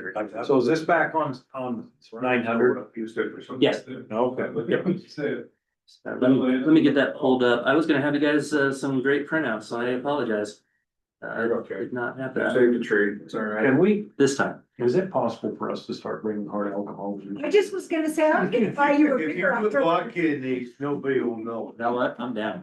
I don't know, it depends how you handle your A little alcohol. crazy. That's a different You reaction. get feisty or you get relaxed.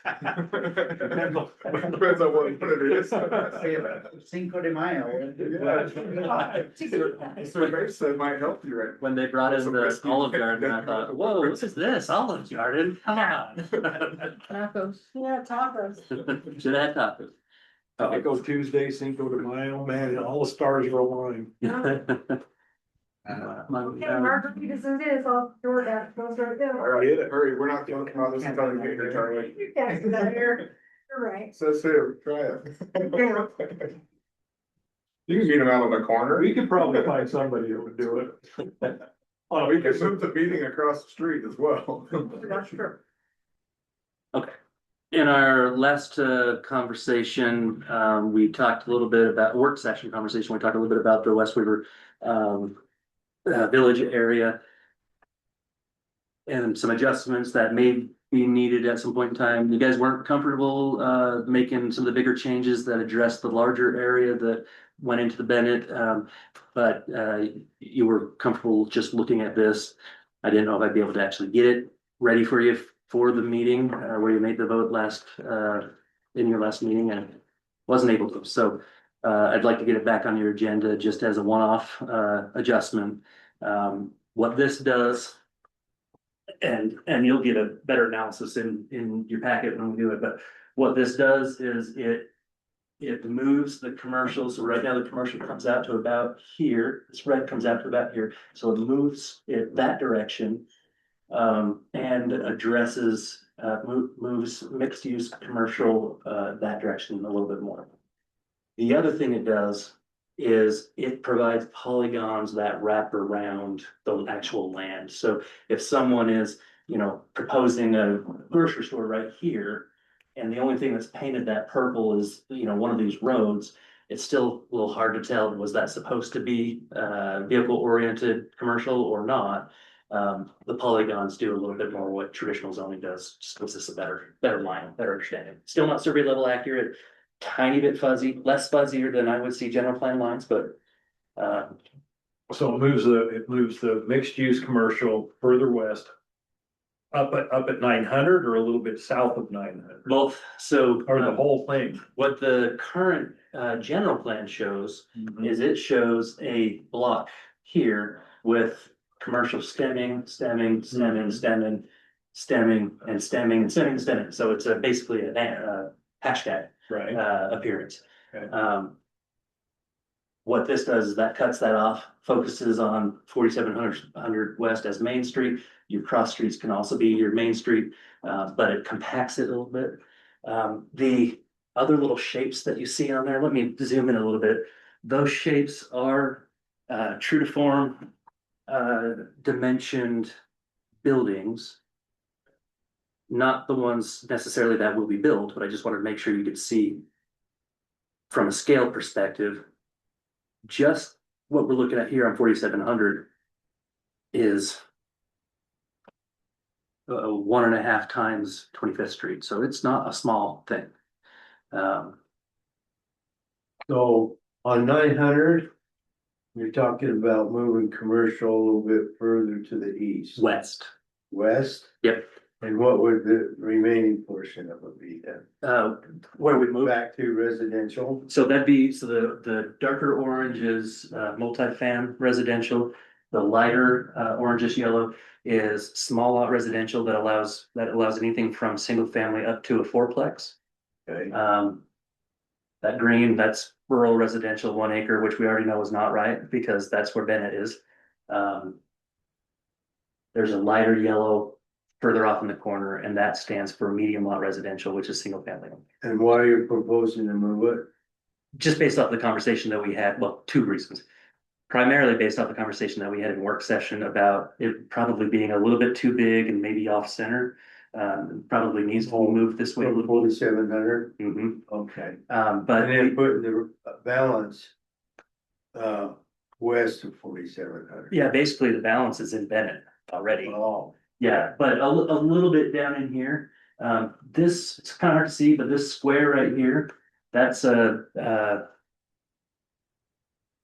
is the Shopco, that's over, or old Shopco, that's on 12th Street. I just traced Shopco and I copied and pasted it right here. So Plaza now, or whatever you call it, right? Or no, Shopco. I'm sorry. Asian market. Ocean. Yeah. Yeah, but Ocean, you know. yeah, so in looking at these little squares, you can see like, that might be like a drive-through restaurant, that might be a drive-through bank or something like that. At that correct scale. But then if we do that, then that helps out Heritage with their little projects, not to have commercial out front. So that's reason number two, and I want to make sure that you guys know I'm it's just there. making sure that. Clear, yeah. And it's not primary reason number two, but it is hopefully to get them to shut up a little bit about this. Trying to keep me from going off again, are you? No, I didn't have anything to do with this. When we were talking about the Heritage project and when we were talking about maybe this, the current regulating plan spreads a little bit too far, it kind of sounded like Heritage do what the plan says, but we also don't quite know if we want the plan exactly like that. And so I took a stab in the dark. If you guys want to see that to go as far east as it currently goes, I'll make that adjustment and get it in front of you guys. But it does help. Yes, it does help Heritage. Yeah, we're moving it west so that it pushes it probably mostly off of their property now, is that? So for the mixed use commercial would be completely off of their property. The multifamily would still be on it. I condensed just a little bit the multifamily. Frankly, the way we drew this has a ton of multifamily. And so I didn't realize that until I started putting scaled buildings on. Yeah, let me just kind of, I mean, these are full. Could you zoom out a little bit too? Yep. Cause it's on the south side of 12th Street also, correct? Yeah. Yes, yep, yeah, good question. So, and that doesn't change, but actually, let's look at the south side of 12th Street. Should that change because we can't get anybody that can figure out how to do it the way that currently is, so I think we need to be more creative. Sorry. No, that's Still your thunder. No, that's totally up to you guys and whether or not you want to take this opportunity to make that change, or do we wait till after the general plan is done? Even if you zoom out more too, like further. Sorry, Charlie. You're good. Okay, that good? More? No, but now go south, like by like where 1400 Oh. and 4700 is, like just to zoom a little bit. Sorry, bouncing around. My bad. Sorry, let me come out. It doesn't go past the. Oh, it doesn't go past the road track. The one Okay. you guys looked at last time did, in kind of a more expansive look. This one just confines it to a smaller area, so it doesn't expand too far out. Gotcha. What are we gonna do with that property on 4700 across from Country Corner? That's what I'm Oh, talking. when I win the lottery. That's what I'm saying, we've had Tried it a about couple 4 or times, 5 but- different proposals and we've shot them all down, and so like, That's to an that, we active gotta, property I there. think we need to be more open-minded, Yeah. maybe. It's I mean, you've got a also, lot of people. it's also a little helpful to see this building here. Hard to see, that building on the eastern side, that's a Smith's. It's not a marketplace, but that's a traditionally sized Smith's store. Okay, go back out again. And that's right up there where 1150 curves out, right? Yeah. Yeah, the sorry. first curve. Yeah. This is a PDF document. I wish I would have done this in a different format. There we go. So. Yeah. Come on. It's right there at the square of the road, where the road squares going straight west. Yeah. And there's the curve. So one of the reasons why Is that- grocery stores wouldn't like this is because they like having their building set back, they like having the space, they like having the parking, they like having all those things. But that would run counter to form base where we're trying to get as much activity out of the streets, even if it's on 12th Street. So this is just to demonstrate, I think I showed you guys the Smiths on 21st South and 900 East in Salt Lake. Do you guys remember that at all?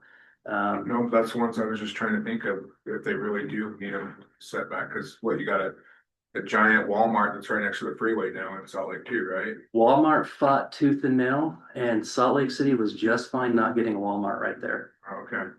That's why it's a two-story. That's why Yeah. you've got a parking terrace there, and that's why it's right next to 1300. They will do it if there is the tax base.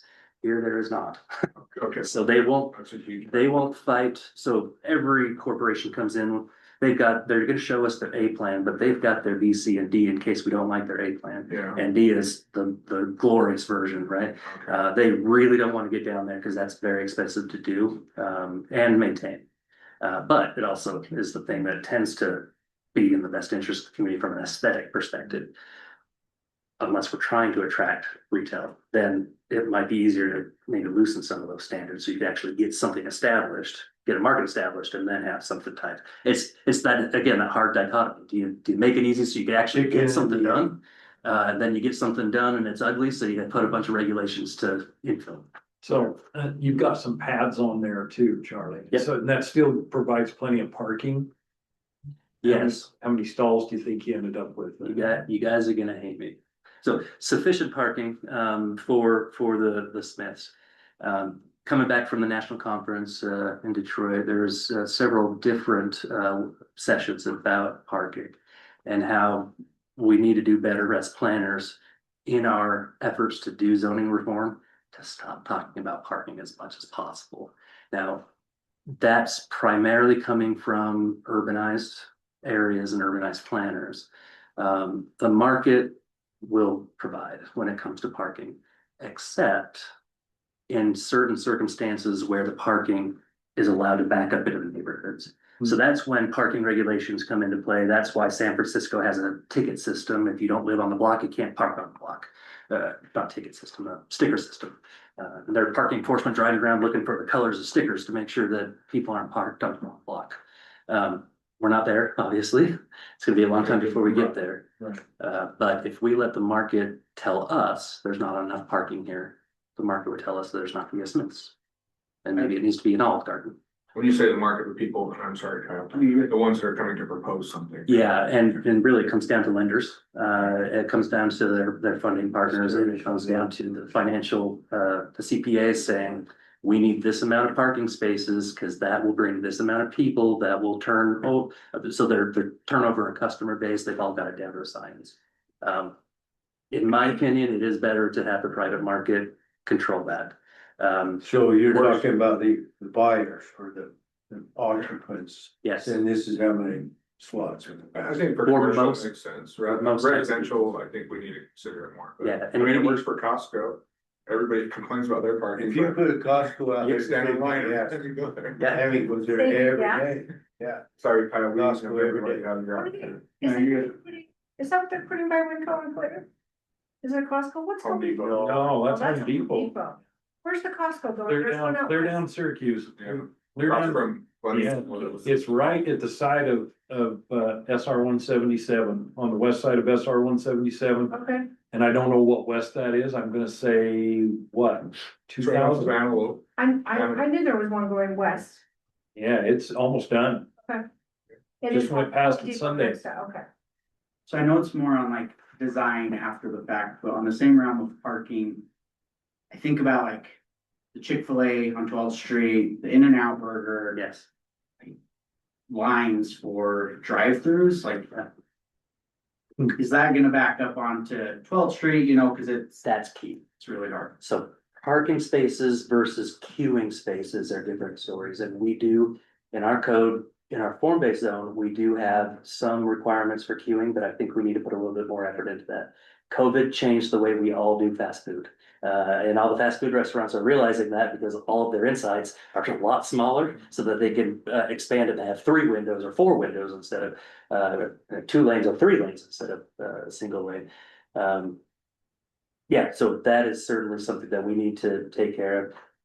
I like how Chick-fil-A was doing it for a little while there. I don't know if it was the city or the landowners association that required them to do it, but they were out there directing traffic so that it wasn't blocked. Oh, They still do. Do they still do? Yeah, they can move more people through there than any other business. With picture. Walk out there with their clipboard or the electronic thing, They have take 3. your order. 3 lanes. Wow. But, Yeah. Yeah, they still but do. ever since the one opened on 2700, the one on 12th Street's not that busy. Ghost town? Oh, really? It's I not haven't nearly as busy as it used to be, I can tell you that. Well, they could get rid of one of those lanes and make more parking now. I'm surprised that that they still have, that they did cut it down from 3 to 2. Okay. Oh. So it is 2, but you can get through there I mean, it was fast, like you said. They can handle It's a lot still of people, I think it's but, probably because but now it's even faster. Ocean Market, you can get a live chicken and have it way fresher. You can watch them chop the head off and pluck it. But You if can get everything else, why not a chicken? if you notice, Seriously, turtles, everything you want. the Wendy's ghost town all the time, over there on that That's same true. corner. Yeah, And if you ever try and order a Wendy's, it is a pain in the butt. I would prefer Wendy's over, Chick-fil-A. But I don't go, I'll go to Chick-fil-A, because I know even though the line's out the door and through the Vasa, gym. You can tell I don't go to the gym, I think it's a store, the Vasa store, I know I'm gonna cycle right through that line super fast because they got their customer service down to the T. Yeah. So let the private market deal with that and let the private market decide what succeeds and fails based off of whether they provided themselves enough parking. I know that's gonna be a hard sell. I love it. I don't expect you guys to make the change on a dime. I do now, I'm gonna hold you to that, Jed, but, you don't need to change that on a I dime. agree. Just wanted to just move that red further west on 4700. That's it. That really is it, and I'll show you the complete comparison. There, let's see. The whole thing for the West, not expanding it, just moving it down. Show us 4700 again and then show us what you could do on the west side of it. So 4700 is in the middle here, Red. in the middle here. Okay, what are you gonna do west of there now? So this line, Which is multi, mixed use commercial. mixed use So commercial. commercial at the Okay. street with whatever you want above, basically. I think it came out to about here. I'm suggesting maybe we bring it down here just a little bit. And the reason why I'm suggesting that is because if this is a shopping complex with a larger Shopco style building, having that street lined with other buildings is gonna really help with the aesthetics of the thing. Because we don't really care if they're set back from the street, if they're No. behind street facing buildings, right? We don't care if it's residential on the ground level, if it's behind street facing commercial.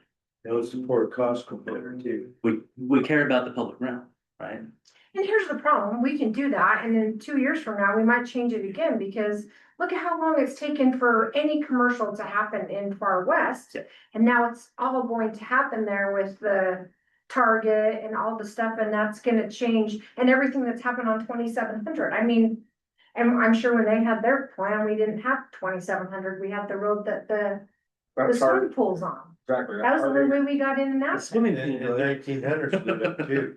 Yeah. Everything. Everything just changed, right? Yeah. So I mean, you always know you're talking to someone from a smallish community when the way they explain things is based off of landmarks. The swimming pool road. think what road that is, 2500? It's 2750. No. Yeah, It is. Yeah, Is it it is. 2750? No, it's 26 because Okay, it's, it's in between, Yeah. but you go to it. yeah, it used to be the main road, right? Yeah. And they've always said they're gonna build. Main it road was 25. Finally, like they've got that There's building in the corner, Yeah. and knocked down the other one, Which one? the one in North Ogden. Up in Morgan County, they used to talk about the white tree down the road that was struck by lightning in 1983. You turn at that. That's the term. They don't know what the name of the street It's is. either that or the, Out Lone Tree is where the old Pizza Hut used to be. There you go. That's true. That's funny. So I'll give you maybe I'll try to find a way to do an overlap in your packet, just so you can see exactly what's different. There is a little bit more of a transition here. I think the current map has multifamily, then it goes straight to what would be the equivalent of R115 and then to 1 acre lots. This gives just a little bit more tiering without providing a tremendous amount more density. In fact, in many cases, I think you might actually see a little bit of reduction in density. We haven't Salvoy in the work session after that meeting. They haven't told me one way or the other, and Cause I'm sure they're waiting for this, right? probably, they do know what's happening. They don't know what the outcome is gonna be, and I don't think they're banking on this happening. Last conversation I had with them, they're seriously debating just dumping the property and having somebody else to develop it, which would be fine. They also asked if a change in scenery, a different face would be helpful, and I said maybe, so you might see somebody else, not Subway. We'll see. We're doing it, I mean, it's fine, but if we're doing a whole general plan amendment, like if you wanna do this now. on like a whole. This This is- adjustment, Yes, reason for that is just so we have something that actually makes sense, adopted in the. So we're not quite sure where the general plan, is gonna go, what adjustments will come from it. But it'd be nice to have something in the code, because right now we've got stuff that that the planning commission has passed recommendation, to the county commission on adjustments in the form-based zone, that the map description does not. And so just updating the map, and I figured maybe we make a couple of tweaks here and there just to make it more consistent without doing the big one that we looked at last time, because I heard you guys loud and clear, maybe this is a little bit more than we want to bite on. And if this is still more than you want to bite off, and you just want me to do the minimum amount necessary to make sure that this map complies with the recommendations that you just passed on to the county commission for form-based, I could do that too. But I'm okay to rethink this. I think this is what we keep referring to as our center, right? So it's probably the one that we need to be flexible with and more fluid with, I guess. Personally, that's what my thought. And I think this will grow, you're right, Casey, this will grow fast as Bennett Farm. Charlie, what does purple signify right now? Street oriented commercial. So your purple is gonna be your drive-through restaurants, your fast food, your big. That's what you're proposing with this right here. The current plan that's shows the that. current, that's right, what, okay. that's current. Yeah, it's just hard to see on the current plan because they're not, the polygons behind the lines aren't there.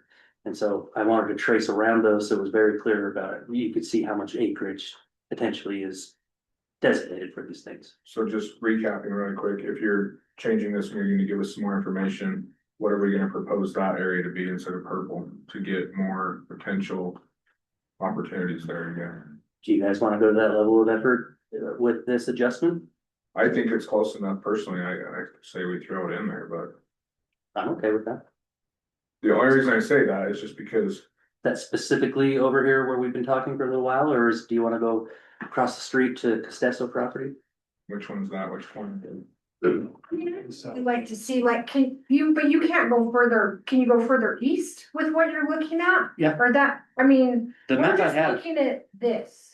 so the map I have goes probably closer to 4100 The west-ish. 41. Yeah, Okay. I mean, it really isn't beneficial to use because all of the land uses are basically the R115 zone or the equivalent in the form base, Right. with the exception of what's next to 12th Street, and that's a line of multifamily, sorry, not multifamily. It is multifamily It is on multifamily. the north side, no commercial on the north side Yep. of 12th Street. Until you get to right about Here. here, yeah. And in the current map, this one would show it a little bit further this way. This also in creating a little bit more of a compact village, mixed use commercial area.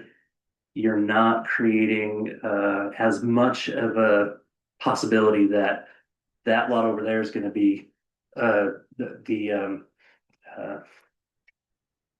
brain. The cut hut, street facing cut hut, and then 30 lots over, that lot over there is gonna be, the dairy or not dairy, but place that sells milk, creamery. You're not gonna see that as much because they're tighter together. So it must be time for me to go to bed. I haven't. I'm thinking the same thing to myself, but because I know we've had like 4 or 5 proposals on that. And I can't remember what they were. Were they wanting single family housing or they were wanting Multifamily, yeah. multifamily? That's what they were Yeah. trying to do. The most recent proposal that we had showed a fair amount of vehicle oriented commercial over here, or from, I want to say back here, so Kimmy, I don't know if you remember better. Yeah. From there, so was multifamily res. And I just haven't gotten a good sense from you guys on whether or not that's the appropriate place for multifamily res. I don't know if I'm I just want, that either, but Appropriate, I think, fine, it's just. I like would rather see like the whole, I mean, don't get me wrong, right? That's what the buyer wants, but I'd like to see like more out.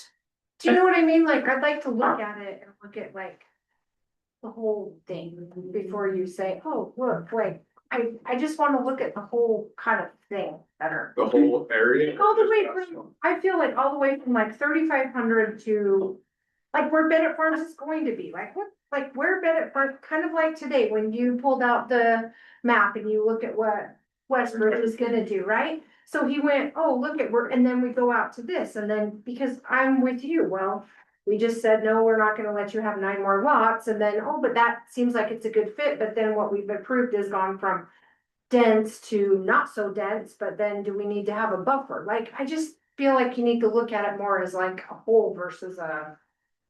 Do you know what I'm saying? Versus just like, here's this little corner that we're looking at. Like, let's look at it as a whole and go, what's good? Yeah. So, And, Because I feel like, yes, I feel like the island of ground that I have for sale, I'll 100% say it. I feel like it's a great place for multi-housing. And the reason being is because it's not in my backyard, it's not in your backyard, it's not in yours. It's an island, right? And it will sell. But if it's weird, I just think we need to just look at the whole thing. sometimes weird is better though, right? I think weird sometimes is good. I kinda think I agree with you, but I think the challenge with that is that curved road. And the traffic that has to go on it. And I don't think that there'll be a problem with that. I think the problem with commercial on there is we don't have an access on 4700. They won't get us one. Yep. And so the commercial. That's not because of being- the tracks. Because of the tracks. So you can have 2 going out onto 12th Street, but not on 4700. And I think that'll be a big deterrent for everyone's like, well, we want Maverick right there. Well, Maverick is probably better off going across the street. Or across the street or on the other corner, like that's probably a better situation because you can get in and out of there both directions. yeah, Where you can't on that piece of ground. But I do think that if you kind of look at it maybe as a little bit of a whole, because like you said, you've got your big box stores. They need more, they probably do want to sit back off the road a little bit and they maybe do want like Winco or. They have the buildings finally in Clinton where you've got all the little things in the front, you know, and the grocery store sits behind. Yeah. Just like Ocean Mart and Chick-fil-A. the pads are filling up. The pads are filling up, just like the Warrens and Plain City. I mean, the grocery store sits back, but then you can have, You got the parts store, you got the credit union, you've got yeah, you just, something else they're building. Oh, the Fizz, yeah, Fizz and Warrens. I mean, you've got, Gotta put that ought to in. have that. So- I completely agree with you, on all of that. I wanna make sure I, explain this a little bit better, maybe to help you see that. I think we're going in that direction. The form-based zone is intended to be more like a small area plan, right, but it should be reflective of what the general plan map shows, right? And so the bigger map, the blow up is the general plan map. Yeah. And then the focus in is a little bit more detail oriented on that not location. little area. Does that help explain? Yes. I don't know that we want it, the form-based map to go all the way to 35, because I think the 3500 intersection is its own village. No, but I'm just saying like, because I feel like, well, when we did the general plan, like we had the 900 South being our little. But now with Bennett Farms going where it is, maybe it moves down. I mean, I don't know. Maybe it just slightly moves to a different spot. Yep, that's absolutely right. So that did happen with the Bennett, so the adjustment that made, all of the Bennett be in compliance with the general plan Yeah, actually shrunk this. okay. So you're right, but you can see where it used to be like a full block on all sides. And now, it used to be, this is the existing general plan, so Right. it is currently in the general plan shown as this. It is not in strict compliance, this is not in strict compliance with that. This shows a little bit less than excuse commercial. I just did that to try and be responsive to you guys' concern that maybe this is a little bit too big of a commercial area, a little too city. But Well, it depends on, it's not. But then we've put Bennett Farms in there and Bennett Farms is gonna have some commercial, right? Yeah, So then that kind of throws the balance off from the general plan. Kind of I think that's the way I'm understanding what yeah, Karen's saying. it's just kind of changed the dynamic of it just a little bit. So looking at it and maybe changing things a little bit will be a good thing. Yeah, I think we need to consider as well, like, we can want it there all we want, but doesn't mean it's gonna work there. I think, and that's the thing that I keep seeing is, everybody keeps coming to us saying, well, that ain't gonna work, so. Yeah. Okay, And then yeah, I really want. And then I'm commercial gonna there, be hypocritical. We have to have the rooftops in order for the commercial to come. So I just said, only this many houses and not that many houses. So I guess I was hypocritical. not hypocritical. never. but that's not hypocritical. Dichotomous. That's not Two things can be true at the same time and be opposite. That's not hypocritical. On that realm though, that's exactly the rub. At some point in time, we as a county are going to have to embrace whether or not we say, we know what our plan is for this area and it's not a higher density residential, it's more mixed use commercial. So the property needs to stay vacant until the market actually supports. So if you actually want to do your higher density, go buy the other property, because this one is valueless, basically, is what we're gonna be saying, without saying it. This is gonna be valueless until the market for rooftops actually supports something like that going in. Are we gonna take that strong of an approach, or are we gonna go the other direction where we say, no, let's just let things fill in as it's going to fill in, as the market allows it to fill in, at the risk of, by the time you get enough rooftops, you don't have land to develop. That's so dichotomous as well, and neither of them are wrong. You can see both of them have been implemented by different jurisdictions. And the sewer's gonna change things. Yes, very much That's so. gonna change things dramatically right through that whole Yeah, situation, and going down 12th Street, it's gonna change a lot. it's like bees to honey. Yeah. Correct. Yeah, and we're not gonna get a lot of grocers, we're not getting a lot of, we're not getting a lot of commercial requests in this area. I think the majority. I know, what of was requests good. are coming Close from to the the year. sewers there. It's gonna be for higher density housing, just like. Well, it is, not maybe that's a good point when I'm thinking about this, is it just the market or is it the use of the land that can be used that way? Can it be used for commercial, or is the reason why they're giving us these other proposals is because that's what they can sell? It's because that's what they can sell. They can't, well, I don't know, you tell me that you're. But not, I mean, But they can't sell a grocery store pad here. that's what I'm gonna say, that, I guess that's what I need to clarify. Yeah. They can't because there's not enough rooftops. Well, okay, And let's say the- ideal situation, could you put commercial stuff here, would it work as a commercial piece of property if you had all the houses and everything was aligned perfectly? That's my question. Yes. Or do we need to, so yes, you could, so we should just wait. The threshold, though, might be at a density level that creates that critical mass for them to be successful that you guys aren't comfortable with. It might be 5 to, I don't know, 10-story buildings, maybe not that much, but 5-story buildings. I mean, do you want to see those kind of things to convince that Walmart to come in and be right next to the street and build a parking terrace like they did in Salt Lake City? Because they're not gonna do that for single-family residential in this area.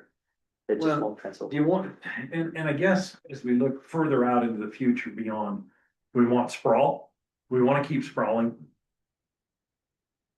Cause that's what is going to happen. You're going to get people, so what do you want it to look like in 50 years? Do you want it to be urban sprawl or suburban sprawl?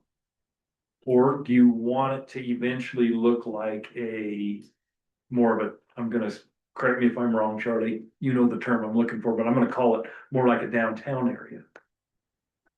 Where you've got the 5-story building and businesses that are multi-level, and you've got the hotel that's multi-level.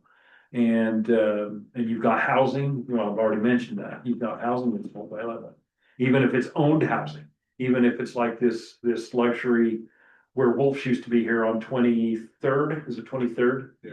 Or 22nd in Washington? You're not old enough. I went to Wolves when I was a kid. Okay, you are, but. You had to park upstairs and walk down the stairs and go to the sporting goods. Anyway, you know, then those are owned, those are, I don't know if they're townhomes or condominiums, but I'm assuming condominiums, but that's the kind of thing. Do you want it, what do you want it to look like? Do you want it, or do you want it to just be? I kinda think that's what the West does look like.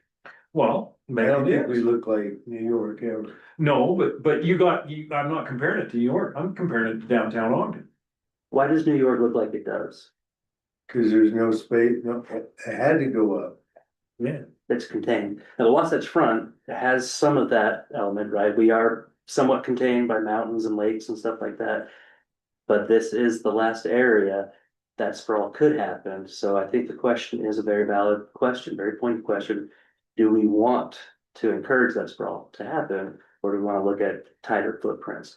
The urban planner in me that looks at how do we deal with social situations, including environmental challenges, including the ability to fund infrastructure and programs and services. Talking like a Democrat.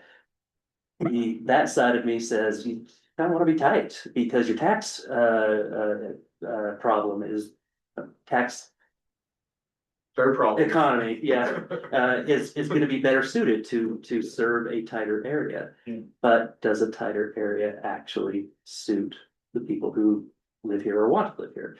That's another challenge. Now, I think that one's a little bit easier to answer. I don't think the government needs to answer that question. Unless we are prohibiting single-family neighborhoods somewhere, right? Which I don't see in the county ever. So you'll always have a spot for some single family to go in. But do we want to do everything we can to try and get things a little bit tighter at these nodes so that single family stay single family? But the density of the bulk of people who are moving in still have a place to be, supposing that they actually want to move into a 5-story building. And I think you almost have to, just to support the population in 50 years from now. Right. And that's what I'm looking at about, so my perspective of what I said even earlier. That's all fine for right now, if we want to look right here. But we gotta look further out than this. We gotta look generations, multiple, 4, 5, or 6 generations out, not 1 or 2. We gotta put this out there so that we're doing what we think is the right thing to do, because once it's built out and the asphalt's put down on it and the concrete, it's probably not gonna change because it's too damn expensive to change it after. So do we spread it out and keep spreading it out? Or do we start thinking about eventually the population's gonna get to a point where we need to go up and not out? So that's all. I don't know. Make sense? Not make sense? That's kind of how I feel about it. We see exact evidence of this in Ogden City and the efforts that the city administration has had to put into rehabbing neighborhoods, right? Was the sprawl and deterioration of the neighborhood down by the river a result of poor planning practices back in the day? Regardless, it went defunct, it went derelict, people were not taking care of their properties, and the city went in, they condemned it through the RDA, they tore everything down and they went up. And that would be, if we could go that direction, just allow sprawl to happen, that would be the only way to help with that infill. You gotta tear down and build up, but that's expensive. Just Ogden City in general. What that whole microcosm that you just described happened to Ogden City in general. And that's why we ended up with the sprawl to begin with. Otherwise, we'd still be farming out west of Ogden. That's true. Ogden City went to sleep and decided that they didn't care what happened in downtown. The ground was cheap enough to develop out there, and that's what started allowing sprawl. And that's what's happened. Yep. So we can sit and say that we want things the way we want them, and we don't want to be dense. And I don't mean stupid. We don't want density, is what I mean. But you're talking about me. We don't want density, but at the same time, we're creating more of the same thing that put Ogden out of business. And we're taking up more of the area that we really would like to have seen and would continue to like to see be preserved. So the sprawl is the sprawl. Once the asphalt's down, it doesn't matter if there's 10 people or 10,000 people there. It's gone. It's done. Everything about it that was good, the characteristics about it that were good, is gone. And the only way to get it back is to tear it down and rebuild it. Yeah, I kind of think Ogden's doing a pretty good job. they are now. They have done a really, they woke up. are now, but they God, started it took them looking 50 years to come around and start doing it, Jed. There wasn't enough of it to worry about Okay, until well, the last 12, 15 years. I actually wrote a paper on this in grad school. I also think it had a lot to do with the unconstitutional action that the city took against Freedom Association for gay members. It basically said, if you have gang tattoos, insignia, markings, or whatever, you cannot be in a public location congregating. That was thrown out after, I want to say it was 5 or 10 years of litigation, but within that 10-year period through mid 90s to mid 2000s, this got cleaned up. Get rid of the sundown. So the question is violating the Constitution worth the risk? And that is a bit of a challenge. But it had started going down way before that. It started going downhill in the 70s. Yeah. And just how do you turn? And that was because Ogden let all the good businesses that it had here go to Salt Lake. Yeah. And that's what happened. You had Thiokol in the building right down the block here. Their whole office was in that building. Mm-hmm. Ogden didn't do anything to keep them here. They ended up in Salt Lake. And you can name business after business after business, and they weren't just small businesses. They were large businesses. That's big employers. So it was a deterioration of whatever caused it, caused it. Yeah. And they have done a great job of bringing things back. I'll give them that, but it should have never been let go in the first place. Yeah. And a lot of the sprawl that happened shouldn't have happened because look at the areas now on these blank lots that they're putting apartment houses on now. Yep. That were blank 50 years ago. So why weren't they building there then instead of moving everything west? And it's because there was no incentive to stay in Ogden. No, I kind of think there's a fine line between what people will buy now and what they buy 50 years ago. For sure. Townhomes, high rises. They just weren't in anybody's. Yeah, well, younger And people, I'd be through it, cause I. they don't want to Yeah. take care of these dogs. So the conversation about the American dream really didn't start to be a thing until post World War II.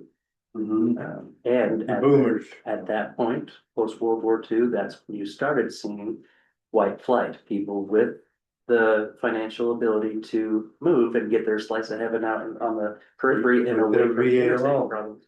Sure. And it's funny because now you have a little bit of the opposite. You've got these weird hipsters moving into the downtown areas because they're cheap, and then all of a sudden everything's expensive because everybody wants to be there because the hipsters moved it and made it a cool place to be. Anyway, we're talking about the whole echelon of urban planning and the reason why it exists. I went to the APA conference, the American Planning Association conference, got back last week. It was in Detroit this year. Really interesting to have it in Detroit, a city that has went from boom to bust quick. As of 5 years ago, you could buy a residential lot for $100. Where? In Detroit proper. Oh, boy. Detroit. Yeah, Detroit City had to implement programs about how to deal with these blighted communities, and they still have. We went on tours. There are buildings with caved in roofs still out there. I don't know how they're keeping the transients out from burning it down. They had to create programs, but if you live on this lot, you could buy the next one next door to you for $100. You just got to tear the building down, or you just got to take care of the building that's there. And if the lot is one extra lot away from you, that lot could go to the public. It went to a nonprofit, it's condemned, went to a nonprofit conservation entity that was partnering with the city. And you go buy that residential lot from them. If it was a commercial lot or building, the city actually condemned it and owned it themselves, and the community development director is actually the name on title for that building. And so there are strings tied to buying these buildings, but the city also has to be cautious about those strings. Because if it's too expensive, people don't move in and rehab the building.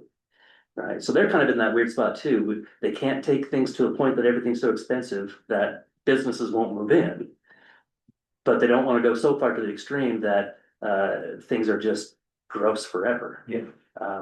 And I didn't see, with the exception of, we get a little bit out on the fringe, there was very few old busted sidewalks. They are putting so much money into at least their downtown area.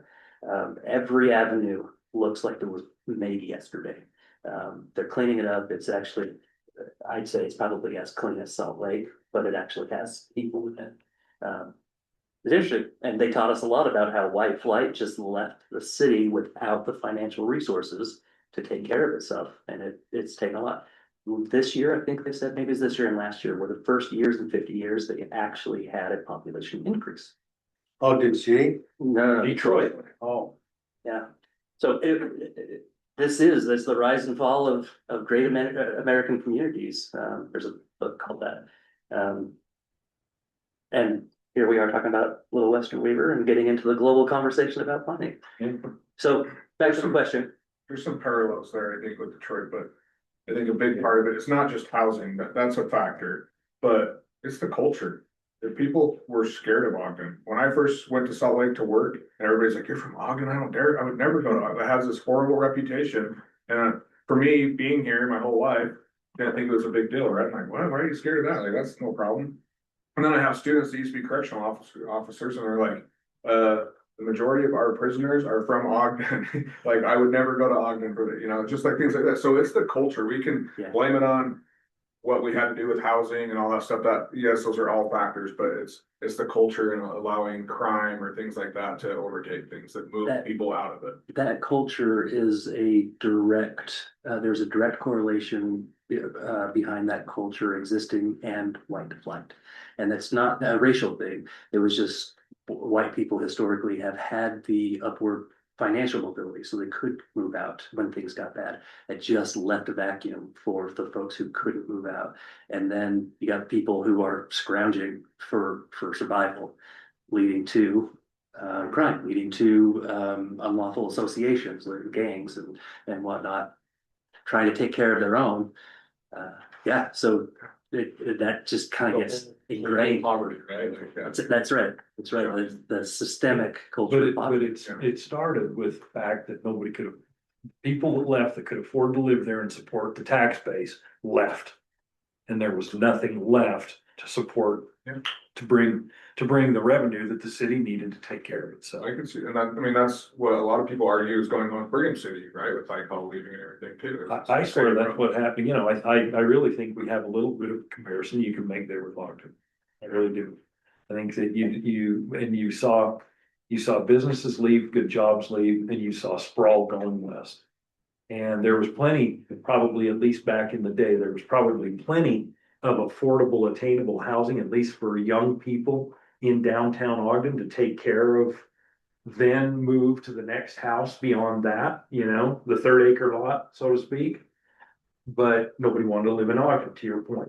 Well, and so it continued to manifest itself further west. When were these motels built? Like the old Hotel Federal? The hotel or Both of them. the junky ones that are The big- high rises. Oh, Are they 20s? it's an Art Deco. There's a lot of building, so money. yeah, 20s or 30s. Yeah. There isn't a city in the west that doesn't look like I was built in 1920. And then for some reason after that, people's income went down. Through the 30s. And then you had the war, and you had a huge amount of public tax dollars invested in the war machine, which put people to work. You had the war and you had the New Deal, right? Yeah. Both of those things put money in pocket. 3 square mills. Yep, and that led to the auto industry highly incentivizing and highly marketing the automobile, which led to mobility, which led to this problem. I think another thing that we have to consider with Western Weaver is we always hear from residents saying, we don't want that density, like any kind of density, right? Smaller lots. We don't want that. It's not, nobody's ever wanted that. And so everybody's pushing that. That's not something we have. But then you drive through here, you drive through Salt Lake or anywhere, Butte, Montana, which in my opinion, off the record, is the armpit of America, and some of the areas there. But they said Ogden. And it's Montana where you have a lot of open space around it, right? There's still really small lots with houses close together in neighborhoods. Even in the very nice areas of those places, they're still really close to each other. So what I would consider really close, I guess, compared to our 1 acre lots that we're supposedly used to in West Virginia. Well, I think we're getting more adapted to that now too. Yeah. Cause people don't like the outdoors half as much as they used to. I think they like the outdoors. They don't like the maintaining the acre. I think they like to go and do, they just don't wanna do it at home, they don't wanna do the yard work, and they don't wanna. They just wanna go and enjoy the outdoors, but not in their backyard. Okay, I'm with you on that too. It's a really good observation. I said the same thing, but different. JDC, you could see that in JDC. I don't know if I mentioned this to you guys. I think you told Andrew and I, but. Okay, so when you go out to JDC, go out there just as school ends on a weekday or go out there on a Saturday. That you can see kids, parents, strollers, kites, whatever it is, they're all out there. Not behind the video games, they're out there in the common areas, in the parks, on the trails, in the spaces that this master plan community provided, and that they bought into, to be fair, there's little biases, they bought into it. Ourselves. But you go right across the street. What should Plain City think of themselves? You go right across the street where the $14 million subdivision. they can't spend on their streets. That's right. You go to the subdivision in Plain City or right across the street the other way, go to the subdivision in Far West. Empty. There's nobody outside. Community engagement, no. Do you guys want me to make some more adjustments and continue the conversation, or are you guys cool if we put this map on an agenda for recommendation for code adjustment? if you're doing it like this, I'm comfortable with it like this. I think later we should still maybe just Yes. converse about that other spot, but I don't think it Yes. needs to be done right now, just Okay. based off the discussion. Personally, that's my opinion. I'll give you a better side by side so you can see exactly what is changing, and if you change your mind, you know, we could talk about it in the meeting, you can table it or whatever, make adjustments, so. No pressure, this is just on our timeline. I just wanted to make sure it didn't get too far behind the form-based code adjustments that were just recommended, which I plan on having on the commission agenda if I can get there on Tuesday. Cool. No, and maybe in like JVC where they don't have very big yards. And the only things they. 40,000 acres. Or of a common space, that's what they're gonna do. Mhm. Or the ones like you said, further east of it, or even across the street, the meadows and all, they don't have their own yards. And have Those people been there longer, they have their own teenage kids that drive, probably they're not helping established, out. but, and maybe to be fair, there's a really cool neighborhood next door that they can walk to and go hang out in the neighborhood next door instead of being there, so. Yeah, you're right, and having those big backyards with the swing set that I grew up with, or with the plastic pool or whatever. It's just you and your siblings, right? But maybe you bring friends over, but it's not that whole community. There's a different mindset. And people who buy into those communities have the mindset of more people. I kind of like to go home after planning commission meetings and turn my brain off and not talk to anyone. These kinds of people, they want to go home and have Relief Society and support each other. That's weird. Takes all kinds, Trevor. Takes all kinds. We just heard of that